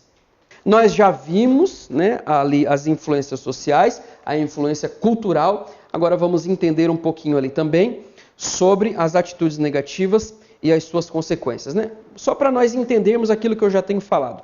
Está no seu livro ali, ok? Então, por exemplo, a rejeição da criança por parte dos pais. É o que eu acabei de dizer nesse caso clínico, né, que eu atendi. Eu tive, não sei se eu digo a felicidade, não sei se eu digo desprazer, porque isso acabou me trazendo muito conhecimento pessoal, mas eu lidei com essa situação, né? Então, a rejeição por parte dos pais para a criança é prejudicial na formação da personalidade. Um pai que ama demais. Eu peguei um caso semelhante a esse também, só que daí não na clínica, numa igreja que eu pastoreei, né? Uma mãe que não podia ter filhos, ficou 15 anos tentando engravidar e de repente adota uma criança. Quando ela adota essa criança hoje, esse homem hoje já tem 18 anos de idade, mas olha como as coisas acontecem. Quando essa mãe adota essa criança, ela ama tanto, irmãos, mas ama tanto, que ela superprotege demais essa criança. E a superproteção, ela é muito prejudicial. Tão prejudicial quanto a rejeição, né? Rejeição e superproteção são duas coisas que prejudicam muito. Eu vou citar um exemplo para você. Esse menino hoje tem 18 anos, não trabalha, depende do pai para a mãe para tudo. Mamãe ainda faz Nescau para levar para ele para a cama, né? Porque a mamãe ainda o vê como um bebê. Então, quer dizer, não está preparando esse homem, 18 anos, não está preparando esse homem para a vida. Está preparando esse homem para viver debaixo da saia da mãe durante toda a vida, né? Por exemplo, a mãe me chamou lá, Adriel, pastor, pastor, vem cá. Eu falei, vou orar pelo meu filho e tal. Pensei o que deu, né? Tá quebrando tudo em casa. Eu disse, Jesus amado, o que aconteceu? Está endemoniado o menino? Não, é porque ele tinha pedido um dinheiro para ela não tinha, ele começou a quebrar tudo em casa. Né? Por quê? Superproteção. Quando uma mãe não sabe dizer não, esse bebê, 18 anos, esse bebê de 18 anos nunca ouviu um não. Por quê? Porque a mãe super protegia demais. Aliás, essa mãe trabalhava muito também. Então ela compensava o menino com presentes, né? Trabalhava demais, tinha pouco tempo para a criança, que é uma coisa que muitos pais cometem esse erro hoje, né? Trabalham demais, não têm tempo para a educação dos seus filhos, deixam que a televisão eduque os seus filhos e acaba o quê? Muitas vezes querendo compensar isso através de presentes, através de superproteção e às vezes através de uma relação não saudável. Né? Outro ponto importante também sobre as atitudes negativas é também, o que está no seu livro ali, o uso abusivo da autoridade. Né? O pai é bíblico, o pai ter autoridade, mas autoridade não significa autoritarismo. Não significa que você precisa educar os seus filhos abaixo de berros, abaixo de gritos, né? Através de espancamento. Né? Claro que a Bíblia ensina, né, a correção, mas a Bíblia não ensina o espancamento. Então, pais que abusam da autoridade perante seus filhos estão criando filhos mimados também. Pais autoritários que não permitem os seus filhos fazerem nada estão criando homens e mulheres que não saberão lidar com os conflitos na vida. Né? Por exemplo, um pai que não permite a criança fazer nada. Né? É uma mistura de superprotetor com autoritário. Digamos que é um pai que não deixa nem a filha de 15 anos sair na rua sozinha. Irmão, você está preparando que tipo de adulto? Né? Eu sei que eu estou falando como se eu estivesse falando de um produto, né? Preparar, mas assim é os filhos. Os filhos nada mais são do que uma espécie de produtos dos seus papais, das suas mamães. Né? Então, quando o pai é autoritário demais, quando ele é abusivo na sua autoridade, ele não contempla, ele não consegue criar, né? Ele não consegue desenvolver a personalidade plena dos seus filhos. Por isso que esses fatores socioculturais são muito importantes e tem também ali na lição a falta de hierarquia que também é fundamental. Uma casa precisa ter hierarquia, né, para que essa casa possa ter um ambiente saudável para proporcionar a boa formação da personalidade dos filhos, ok? Vamos então para o item 8, a teoria dos traços comuns. Aqui eu confesso que eu também vou dar uma passada um pouco mais rápida, né? Apesar de que eu falei isso no item anterior e falei um monte. Mas a teoria dos traços comuns é algo mais teórico também, tá? São as percepções. O que é a teoria de traço comum? Lembrando que nós estamos falando de formação da personalidade. Em que é essas teorias de traço comum? Né? São as percepções que nós temos dos traços de outra pessoa. Né? Então, por exemplo, você vai dizer assim, tal pessoa, ela tem um traço, ela é assim, ela é mais assado, ela é mais extrovertida, ela é mais introvertida, ela é mais comunicativa, ela é mais quieta. Então isso são traços, né? São tendências de determinar como as pessoas são. O problema dessa teoria dos traços é que os traços são muito amplos. Né? No seu livro ali, por exemplo, Alport, em 1936, ele já na época reuniu 17.953 adjetivos, né, para descrever esses traços. Né? Quando uma pessoa é assim, quando uma pessoa é assado, quando é cozido, quando é frito. Então o que acontece? Né? Essa teoria ela é muito ampla.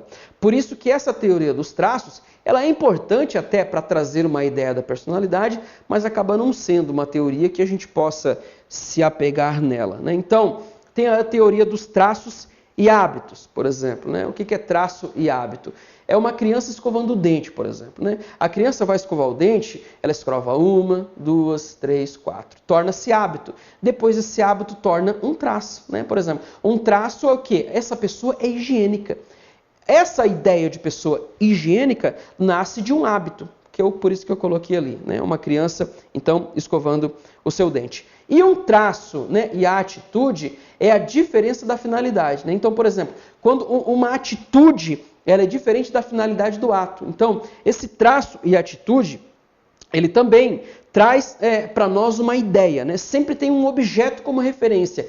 Essa atitude. Então, uma pessoa, ela é organizada, né? Organizada está falando de hábito. Agora, essa pessoa, ela é uma pessoa que ela usa, digamos dessa maneira, ela tem um amor pelas coisas, né? Então, é uma pessoa muito superficial, digamos dessa maneira. Então, é uma atitude, né? Traços e atitudes. O ponto B, que você tem ali também, fala sobre traços e outras formas de prontidão, né, que também trazem a ideia, né, de um outro entendimento acerca dessa teoria dos traços, né? Outra questão, eu vou passando um pouco mais rápido aqui, tá? Outra questão, o argumento contra o traço é justamente essa ideia, né, de qualquer teoria que pense a personalidade de maneira estável, fixa, né, ou invariável, é errada. E assim é essa teoria dos traços, né? Por quê? Porque ela vai dizer que a pessoa tem um certo traço, a pessoa tem uma certa tendência, né? A pessoa tem um certo jeito. Então essa teoria dos traços, ela não deixa de ter a sua relevância para o entendimento da personalidade, mas acaba sendo uma teoria um pouco já mais ultrapassada, que nós não estudamos, né? Que nós não colocamos em prática hoje. Ok? O ponto 9. Aí agora nós vamos entrar nos tipos de personalidade. E esse ponto 9 aqui, ele é bem importante, porque ele vai nos dar a ideia de os tipos de personalidade. Então, quem começou, né, o entendimento disso foi Hipócrates, né, que é considerado o pai da medicina. Ele deu início à teoria e ele supôs a existência de 4 tipos de temperamento, conforme nós já vimos, né? Hipócrates valeu do entendimento de Empédocles, que trouxe a ideia dos temperamentos com base nos 4 elementos cósmicos, né? Macrocosmo agindo no microcosmo, né? Então, o que acontece?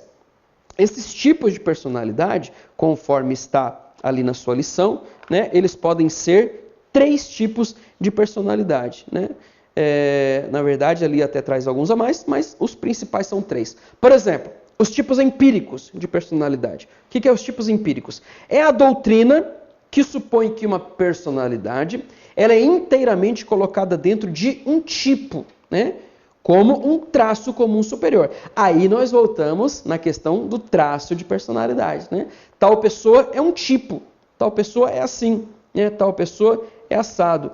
Então, o que acontece? Tal pessoa, ela pode ser uma pessoa higiênica, é um traço. Tal pessoa, ela é organizada, é uma certa generalização de um traço também. Então, essa teoria empírica, ela vai trazer a ideia desse tipo de personalidade também com base naquilo que nós olhamos antes aqui, né? Que foram com base nos estudos de Sheldon, né?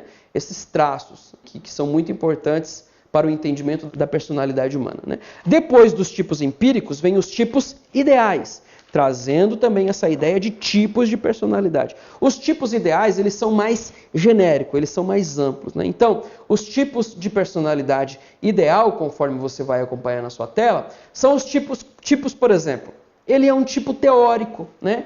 É um tipo de personalidade. Ele é um tipo econômico, né? Ele é um tipo estético, ele é um tipo social, um tipo político ou tipo religioso. Aí você vai pensar, poxa, pastor, eu não entendi. Eu vou explicar para você. O tipo de personalidade teórica era um tipo de personalidade organizada, sistemática, né? Uma pessoa que tem bons conhecimentos, uma pessoa muito utilitária, digamos dessa maneira. Um tipo de personalidade econômico é o homem econômico ideal. Ele é caracterizado pelo interesse no que é útil, né? Prático, voltado para a riqueza. O homem estético, né? O tipo de personalidade estética, é aquele que está mais voltado à beleza e, de certa forma, até à futilidade. O social é aquele que tem um interesse elevado pelo amor às pessoas. O tipo de personalidade política, né? São aqueles que têm interesse pelo poder, né? Pelo controle de massas, pelo controle das pessoas. E o tipo de personalidade religioso, que são aqueles interessados, né? Em compreender a transcendência do universo. Então esses são tipos de personalidade que colocam o homem, por isso que aqui na primeira parte, né, eu coloquei para você, que esse modelo, né, ele coloca o homem dentro de um tipo, né, ele coloca o homem dentro de um traço, que são o quê? Esses tipos ideais, também com base naquilo que nós olhamos ali com os tipos empíricos. Os tipos constitucionais, que é a teoria de Kretschmer e a teoria de Sheldon também, né? Sheldon nós já olhamos, né? Sheldon é aquele que estava falando acerca do corpo como gerando, né, um tipo de personalidade. Kretschmer, ele também traz digamos que esse entendimento, falando acerca da existência de um tipo físico, né, ou seja, biotipo, que vai contribuir para a formação de doenças mentais. Por exemplo, só para você ter uma ideia, né, essa teoria de Kretschmer, o que ele vai dizer? Ele vai dizer que o esquizofrênico, né, uma pessoa que tem um delírio paranoide, uma pessoa esquizofrênica, ela tenderia a ter um corpo mais fino, membros mais longos, né, um tórax estreito, denominado por ele de astênico. Ele diria também que o maníaco depressivo tenderia a ser baixo, gordo, tórax arredondado, denominado por o que ele chamava de pícnico, né? Então, olha como essas teorias muito antigas, aliás, né? Nós não estamos falando da psicologia moderna, nós estamos falando, né, dos primórdios da psicologia. Então, esses tipos de psicologia, eles trazem um entendimento do que é a personalidade, né? Nos tipos constitucionais, trazem essa ideia do corpo, soma, atuando né, na formação dessa personalidade. Aí vem um detalhe que é importante nós entendermos, né? Por exemplo, o corpo, sim, interage com a nossa personalidade, mas não da maneira como esses teóricos aqui colocam, né? A nossa constituição física e o nosso temperamento, eles são muito importantes, mas não que isso vá trazer para nós, né, digamos que uma regra, né? Então quer dizer que quando eu sou baixo e gordo, significa que eu sou maníaco depressivo. Quando eu tenho um corpo fino e membro alongado, significa então que eu vou ser esquizofrênico, que eu vou ser paranoide. Não, tem nada a ver, certo? Isso são pesquisas que na época até foram importantes, mas hoje digamos que perderam um pouco do seu valor. Depois tem ali, nesses 2 pontos eu vou avançar, são 2 pontos que falam da diversidade dos tipos, né? Você tem ali no seu livro, você pode dar uma olhada ali com bastante calma, né? Que fala desses tipos, né? A contribuição desses tipos para a complexidade da personalidade, e vai falar também sobre uma avaliação, né? Allport, ele faz uma avaliação desses tipos de personalidade, e Allport vai dizer justamente o que eu já falei para vocês aqui, que toda tipologia se baseia, né, no corpo, na personalidade da totalidade. Só que hoje pesquisas modernas estão demonstrando que personalidade é um conjunto de fatores. Eu não posso dizer que personalidade é apenas criada com base num desses pontos, né? Tudo contribui para a formação dessa personalidade. Então, nessa teoria dos tipos, não existe um tipo exato, não existe um tipo que vá criar a minha personalidade. Existe sim, né, a contribuição desses tipos, mas não que isso crie a nossa personalidade, ok? Vamos falar então, vamos continuar falando aqui sobre distúrbios da personalidade. Porque veja bem, se você pegar ali o seu livro em mãos, né, você pode folhear, quem sabe você tem em mãos agora, né, vamos entender aqui que nós estamos falando, né, do mecanismo de como as nossas emoções contribuem. Nós falamos das classificações, a expressão emocional, o mecanismo, perturbações dessas emoções, né? Lidando com os sentimentos desagradáveis, e depois nós entramos na questão da personalidade. Falando, né, primeiro no item 7, nós falamos sobre o que contribui para a formação da personalidade. Nós vimos ali, por exemplo, o fator cultural e o fator social. Família é muito importante na formação da personalidade dos seus filhos, ok? Nós continuamos na teoria dos traços comuns e nos tipos de personalidade, que são 2 temas, gente. Eu confesso que esses 2 temas são mais pesados mesmo, tá? Mas é bom que você entenda um pouquinho. E agora, então, nós vamos falar sobre os distúrbios dessa personalidade. Ou seja, você já entendeu o que é personalidade, você já compreende agora como forma-se a personalidade, e agora então a gente vai ter um breve entendimento, né, sobre o que é essa personalidade. Então, vamos lá. Os primeiros anos de vida, eles são muito importantes para a formação daquilo que Freud já chamava de estrutura da personalidade, né? O que é básico da pessoa.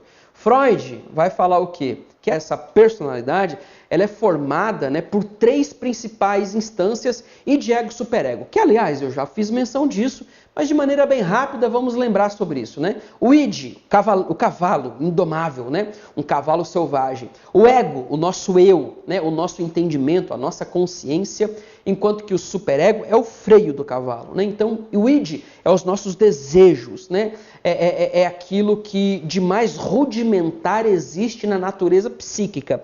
É os nossos desejos, né? O id, por exemplo, ele quer, não importa como, né? Por isso que muitas pessoas acabam matando, roubando, porque são motivadas pelo seu id, né? O prazer absoluto. Né? O ego é o nosso eu, o nosso gestor psíquico, né? É o diretor da nossa mente, enquanto que o superego é o freio. Os superegos são as leis morais, né? Um pai que ensina, filho, você não pode roubar o brinquedo do seu amiguinho, né? Filho, você não pode morder o seu coleguinha, né? Filho, você precisa fazer as suas necessidades fisiológicas no banheiro ou no piniquinho, né? São regras, né? São códigos morais que serão aos poucos implementadas na criança. E isso vai criando o superego, que é o freio do cavalo, né? Lembrando, cavalo selvagem, o id, os nossos desejos. Então, o nosso eu, o nosso gestor psíquico, ele está a todo momento ou cedendo para o id, desejos, ou cedendo para o superego, né? Um indivíduo que cede muito para o superego é um indivíduo muito recatado, né? Aquela pessoa que é muito formal, não pode rir, irmão. Irmão Adriel. Você conhece alguém assim? É alguém que se vale muito pelo superego. Às vezes uma educação muito rígida forma pessoas muito voltadas ao superego. Enquanto que uma educação muito aberta acaba criando pessoas que apenas buscam o seu prazer. O que hoje na filosofia, né, o que hoje no cristianismo nós chamamos de hedonismo. Não que isso seja derivado do cristianismo, mas existe o hedonismo. O que é o hedonismo? É a busca pelo prazer incessante. Pessoas que estão a todo momento buscando o seu prazer, não interessa como, né? Pessoas hedonistas, pessoas que vivem pelo id. Então, os distúrbios da personalidade, segundo Freud, muitas vezes acontecem justamente pela dificuldade que nós temos de lidar, né, com essas instâncias, o id, ego e o superego. Então, as principais psicopatologias são, vamos olhar aqui, né, na tela, os distúrbios neuróticos, que chamamos de neurose, né? Não há alteração da personalidade, isso aqui é importante. Olha, deixa eu falar um negócio para você aqui. Até agora eu praticamente não pedi para você anotar nada, mas eu sei que você é um aluno dedicado e está anotando, né? Se não estiver anotando, eu estou puxando a sua orelha aí. Anota, porque isso aqui é importante, irmão. Distúrbio neurótico não compromete a personalidade, tá? A pessoa continua em contato com a realidade. Ah, pastor, o que é ter contato com a realidade? Né? Por exemplo, uma pessoa que está numa fobia, né? Ela tem um medo excessivo de aranha. Ela não perde contato com a realidade. Ela sabe quem ela é, aonde ela está. Ela sabe que ela está num ambiente. Ela sabe que a aranha não é nenhum monstro. Ela tem medo da aranha, mas não vê a aranha como um monstro. Diferente de distúrbios psicóticos, né?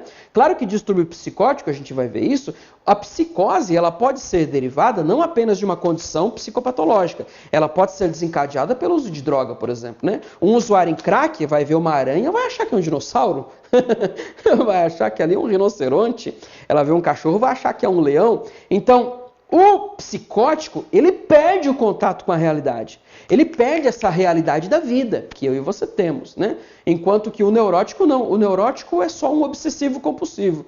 Só. Como se fosse só, né? Mas uma maneira de dizer. Enquanto que o psicótico não. O psicótico ele perde o contato com a realidade, né? Ele acha que ele está sendo perseguido por gnomos, ele acha que o Shrek está atrás dele, e situações como essa. Certa vez na clínica, o psicólogo, ali é uma explicação, o psicólogo não receita medicação, tá? Quem receita é um psiquiatra. O psicólogo ele trabalha com a terapia, enquanto que um psiquiatra médico aí ele pode receitar.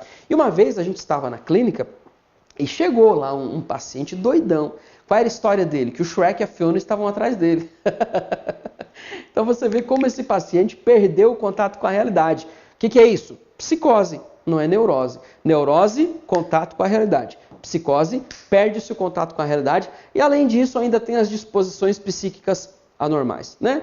Mas vamos entender então. O que é a neurose? A neurose, né, nós podemos classificar ela de que maneira? Por exemplo, a ansiedade patológica é uma neurose. Né? A pessoa, quando ela está doente, patologicamente, não é uma ansiedade normal, isso é neurose. A histeria, por exemplo, né? Mulheres, a histeria acontece muito em mulheres, há uma incidência em mulher de histeria, uma mulher histérica, né? Extravagante, é uma neurose também. Né? A neurose fóbica é uma das mais conhecidas, porque é aquilo que a gente falou e estudou antes, né?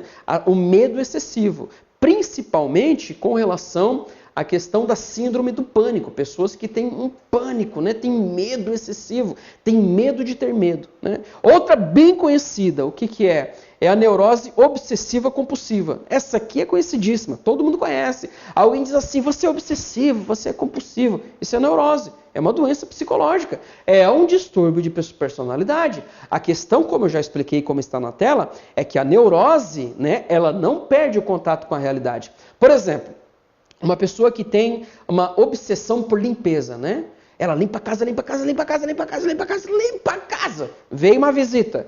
Meu Deus, mano, depois que a visita saiu, ela tem que limpar a casa 10 vezes tudo de novo, né? Eu já peguei casos clínicos que eu não atendi, mas a gente acaba lidando com casos clínicos em livros. Se eu não estou enganado, foi num livro do Augusto Cury que eu li, em que ele se deu, ele teve uma paciente que tomava 50 banhos por dia.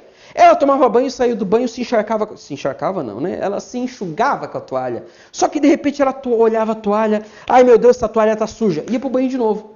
Ou seja, neurose, né, de obsessão e de compulsão. Né? O que é obsessão? O que é obsessivo compulsivo? Obsessão, intelecto. Compulsão, o comportamento. Né? Então essa pessoa tinha que tomar banho a todo momento por uma neurose obsessiva compulsiva. Outra neurose também, a depressão, não deixa de ser uma neurose. Né? Só que a depressão tanto pode ser neurose como pode ser psicose. Porque depressões gravíssimas, né? O estágio mais avançado da depressão, a pessoa perde também o contato com a realidade. Mas nos estágios iniciais, não. É um distúrbio de personalidade, mas acaba sendo um distúrbio neurótico e não um distúrbio psicótico, ok? Vamos então para as psicoses. Só para você entender. E eu acho que para ficar bem claro, não tem outra doença a eu citar aqui, senão, né, a esquizofrenia, que é uma doença conhecida, todos já ouviram falar. Quem sabe você não tenha muita noção do que é esquizofrenia, sugiro que pesquise, mas de maneira bem simples eu vou dizer para você o que é esquizofrenia. Né? A esquizofrenia, aliás, ela tem algumas diferenças. Né? Nós temos a esquizofrenia simples, né, que a pessoa se torna apática e tem uma certa regressão. Nós temos o esquizofrênico hebefrênico, né, o hebefrênio, que é uma pessoa infantil, isolada, e nós temos o catatônico, que, aliás, o catatônico é um dos mais comuns. A esquizofrenia catatônica, né, é quando a pessoa ela se fecha no seu mundo, né, ela fica delirante, ela começa a delirar, começa a ver coisas, né? Ela começa a ter pensamentos bizarros, como, por exemplo, aquele que eu brinquei com você ali, né? Que chegou um paciente na clínica lá dizendo que estava sendo perseguido, né? Pelo Shrek, pela Fiona. Aí já é, né? A esquizofrenia delirante, né? Aí já é um tipo de esquizofrenia um pouco mais pesada. Por quê? Porque é uma esquizofrenia que ela acaba trazendo delírios. E é uma esquizofrenia que ela traz um delírio de perseguição, né? Aí vem um detalhe, você já deve ter lidado com alguém, ou pelo menos conhece alguém nesse caso, em que muitas vezes seja perseguido por um monstro, né? Por um bicho, por Satanás. Irmão, o diabo está atrás de mim. Né? Não que isso não deixe de ser realidade, uma verdade, mas essas pessoas enxergam. Né? Aliás, você vai dizer, Adriel, ai que besteira. Irmão, não é besteira. O cérebro dessas pessoas, a personalidade dessas pessoas está tão afetado que o intelecto, a mente, a psique dessas pessoas produzem imagens, né, vozes. Essas pessoas ouvem vozes. É muito comum o esquizofrênico ouvir vozes, né? Conversa com alguém lá do além, conversa com sei lá eu quem, Chico Xavier, né? Não estou falando do espiritismo, mas estou falando de pessoas que ouvem, né? Pessoas que tem um delírio. Então, essas são pessoas que perdem o contato com a realidade. É um distúrbio de personalidade, onde ela perde o contato com a realidade. Repito de novo, o que é perder contato com a realidade?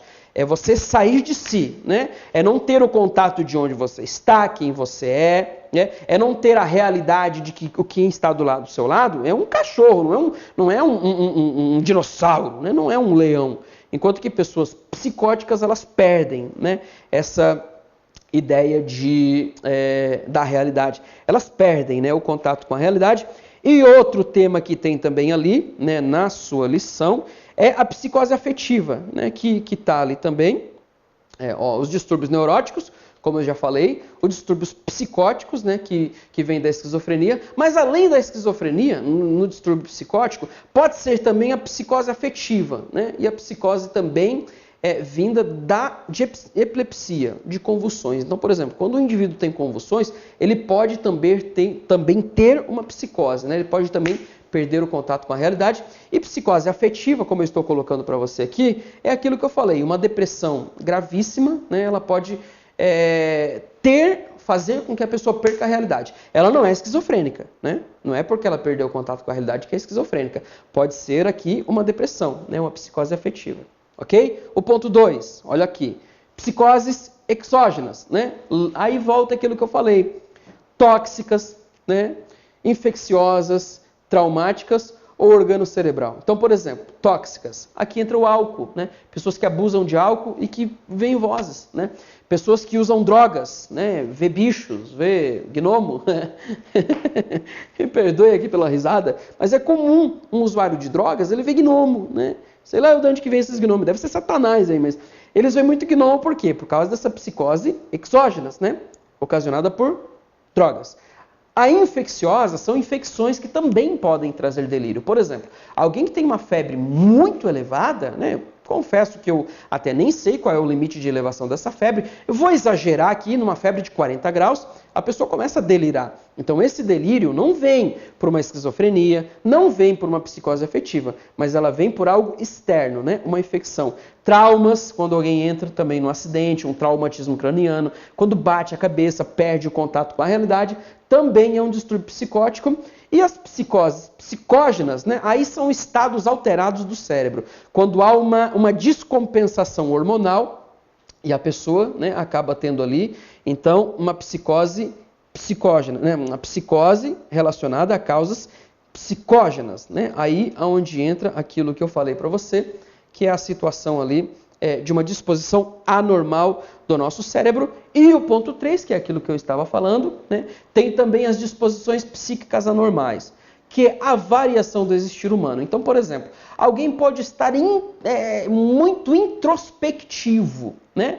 Não chega a ser uma coisa muito grave, mas também é um distúrbio de personalidade. Quando a pessoa entra, né, num estado de introspecção muito grande, quando a pessoa ela se isola da sociedade. Pode ser que ela não tenha uma fobia social, mas ela tem uma variação do existir humano. Tem também a personalidade propriamente mórbida, né, que são demências por processos orgânicos cerebrais, né? Então, pessoas que têm problemas de hormônios, por exemplo, pessoas que têm problemas na comunicação neuronal, demência epilética, demência esquizofrênica, né? Elas perdem, a demência nada mais é do que a perda da capacidade cognitiva, elas entram também num processo de distúrbio de personalidade, mas não um distúrbio conforme nós vimos antes, neurótico e psicótico. Aí já se enquadra, né, numa disposição psíquica normal, e as personalidades propriamente ditas também, como caráter antissocial, que é aquela pessoa sociopata, né, que é aquela pessoa psicopata. Eu até gostaria de ter mais tempo aqui para falar sobre isso para você, acabo não tendo, porque obviamente também eu não quero me estender muito na aula, mas a sociopatia e a psicopatia é algo muito importante para nós entendermos hoje, porque nós estamos rodeados de psicopatas e sociopatas, né?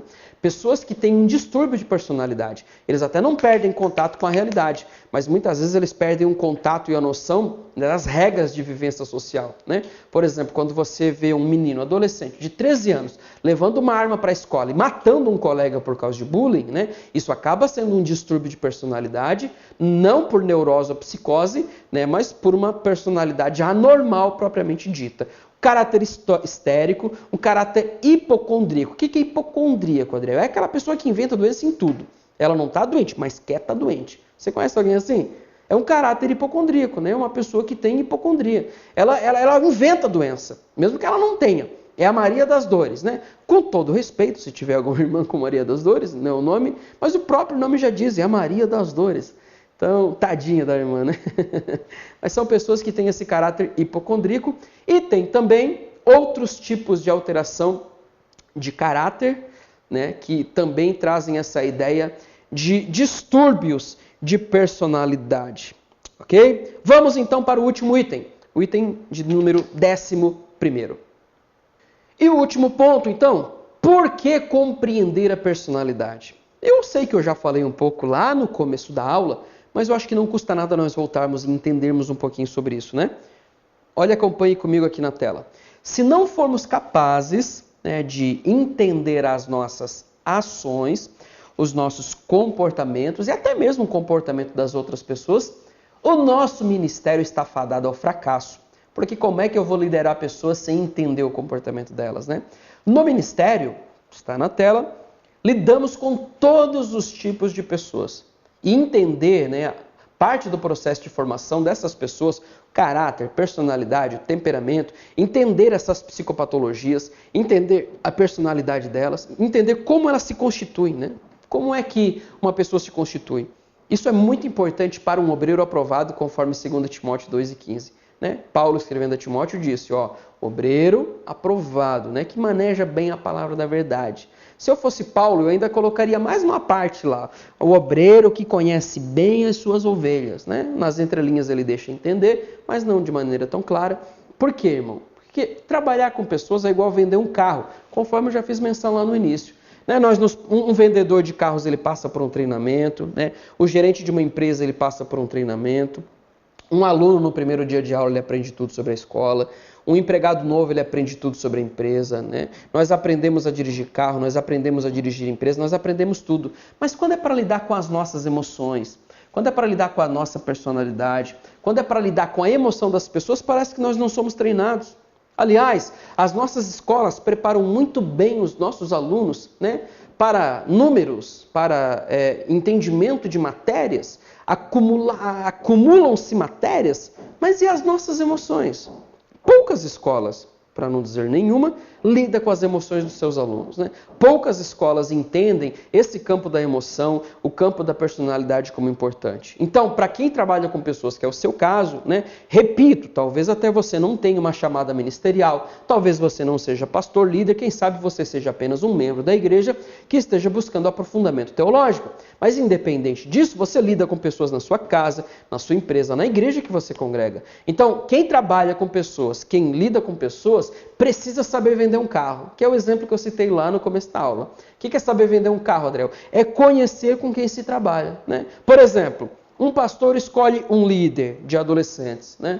O líder de adolescentes nunca lidou com adolescente. Ele entra no grupo de adolescentes muitas vezes sem saber o que fazer. Então é papel dele conhecer essa fase que ele vai trabalhar. Um líder que foi escolhido para liderar a juventude, ele precisa conhecer e trabalhar com essa área, com essa juventude que ele está lidando. Um líder que foi escolhido, quem sabe, para liderar a terceira idade da sua igreja, ele precisa conhecer as necessidades dessa terceira idade. Principalmente, irmão, professoras infantis. Né? Porque veja bem, se nós entendemos, né, que a personalidade tem distúrbios, que a personalidade ela pode ser moldada de acordo com a educação da criança. Aliás, estudos teóricos da psicologia demonstram que a personalidade ela se forma até meados de 7, 8 anos de idade. Então, professores de educação religiosa, né, que somos, né, obreiros, as professoras infantis, que é o que eu estou falando, elas precisam atacar, né, não atacar, talvez seja uma palavra um tanto quanto pesada, mas elas precisam investir na educação espiritual das nossas crianças, né? Investir no entendimento dessas crianças para com a religião, para com a espiritualidade principalmente. Porque, aliás, não devemos produzir religiosos, nós devemos desenvolver pessoas espirituais, conectadas com o Espírito Santo, com o Espírito da graça, né?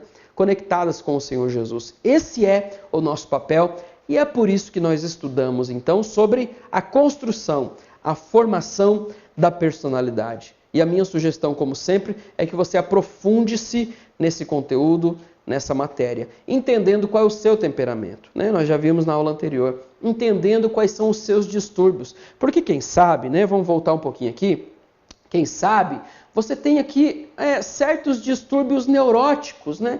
Quem sabe você seja um pouquinho obsessivo na questão da limpeza da sua casa. Não tem problema você ser essa pessoa, mas desde que seja num modo moderado, para que isso não traga consequências para a sua personalidade. Né?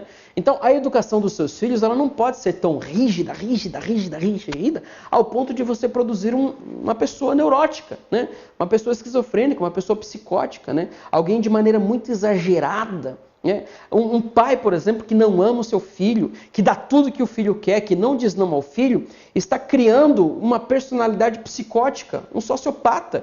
Né? O que é o sociopata? O que é um psicopata? É uma pessoa, é um ser humano, homem ou mulher, né, que nunca levou um não na vida. Ele sempre foi atendido nas suas necessidades. Assim como já dizia Freud, o seu id é quem controla as suas ações. Um psicopata é aquela pessoa que ela não tem amor, né? Que ela não recebeu amor, ela não recebeu carinho. A vida para ela sempre foi muito dura. Uma criança que não foi amada, que não recebeu afeto, que não recebeu carinho, que não recebeu um abraço, né? Um indivíduo que ele tem o prazer na agressão, um indivíduo que tem o prazer no sofrimento psíquico da outra pessoa. Quando você vê, por exemplo, uma criança que tem prazer de machucar um animal, irmão, dá uma olhada, é meio complicado, certo? Porque é dessa maneira que começa um psicopata, né? Crianças que gostam, né, de ver o prazer alheio são crianças muito propensas não a ser psicopatas, não me entenda mal, mas a desenvolver uma personalidade psicopática. Porque, aliás, isso aqui é muito importante, certo? Entre uma personalidade psicopata, uma personalidade sociopática, e entre a pessoa se tornar um sociopata, existe um abismo muito grande, né? Por quê? Porque nós vivemos numa sociedade com regras, né? E muitas vezes, por mais que a pessoa até tenha pensamentos psicopatas, né? Porque não é tão anormal quanto você pensa, não. Mas muitas pessoas já pensaram por aí, sair matando todo mundo. Muitas pessoas já pensaram em levar uma arma para a escola e matar o professor, matar o cônjuge, né? Quantas vezes a gente lida com situações de aconselhamento onde o marido quer que a mulher morra, né? Então, entre uma personalidade psicopata e entre a ação dessa psicopatia, existe um abismo, né? Mas é nosso dever compreender para que nós possamos ajudar essas pessoas em oração, para que nós possamos entendê-las, né? E como líderes que somos e como líderes que fomos chamados a ser, que eu e você tenhamos capacidade para liderar essas pessoas e conduzi-las à salvação, à graça que há no amor de Jesus, ok? Muito obrigado, Deus abençoe a sua vida. Eu espero que você tenha tido uma boa aula e o meu desejo é que você possa aprender esse conteúdo e focar no seu ministério para que o Senhor possa abençoar a sua vida. Muito obrigado, Deus abençoe e até a próxima aula.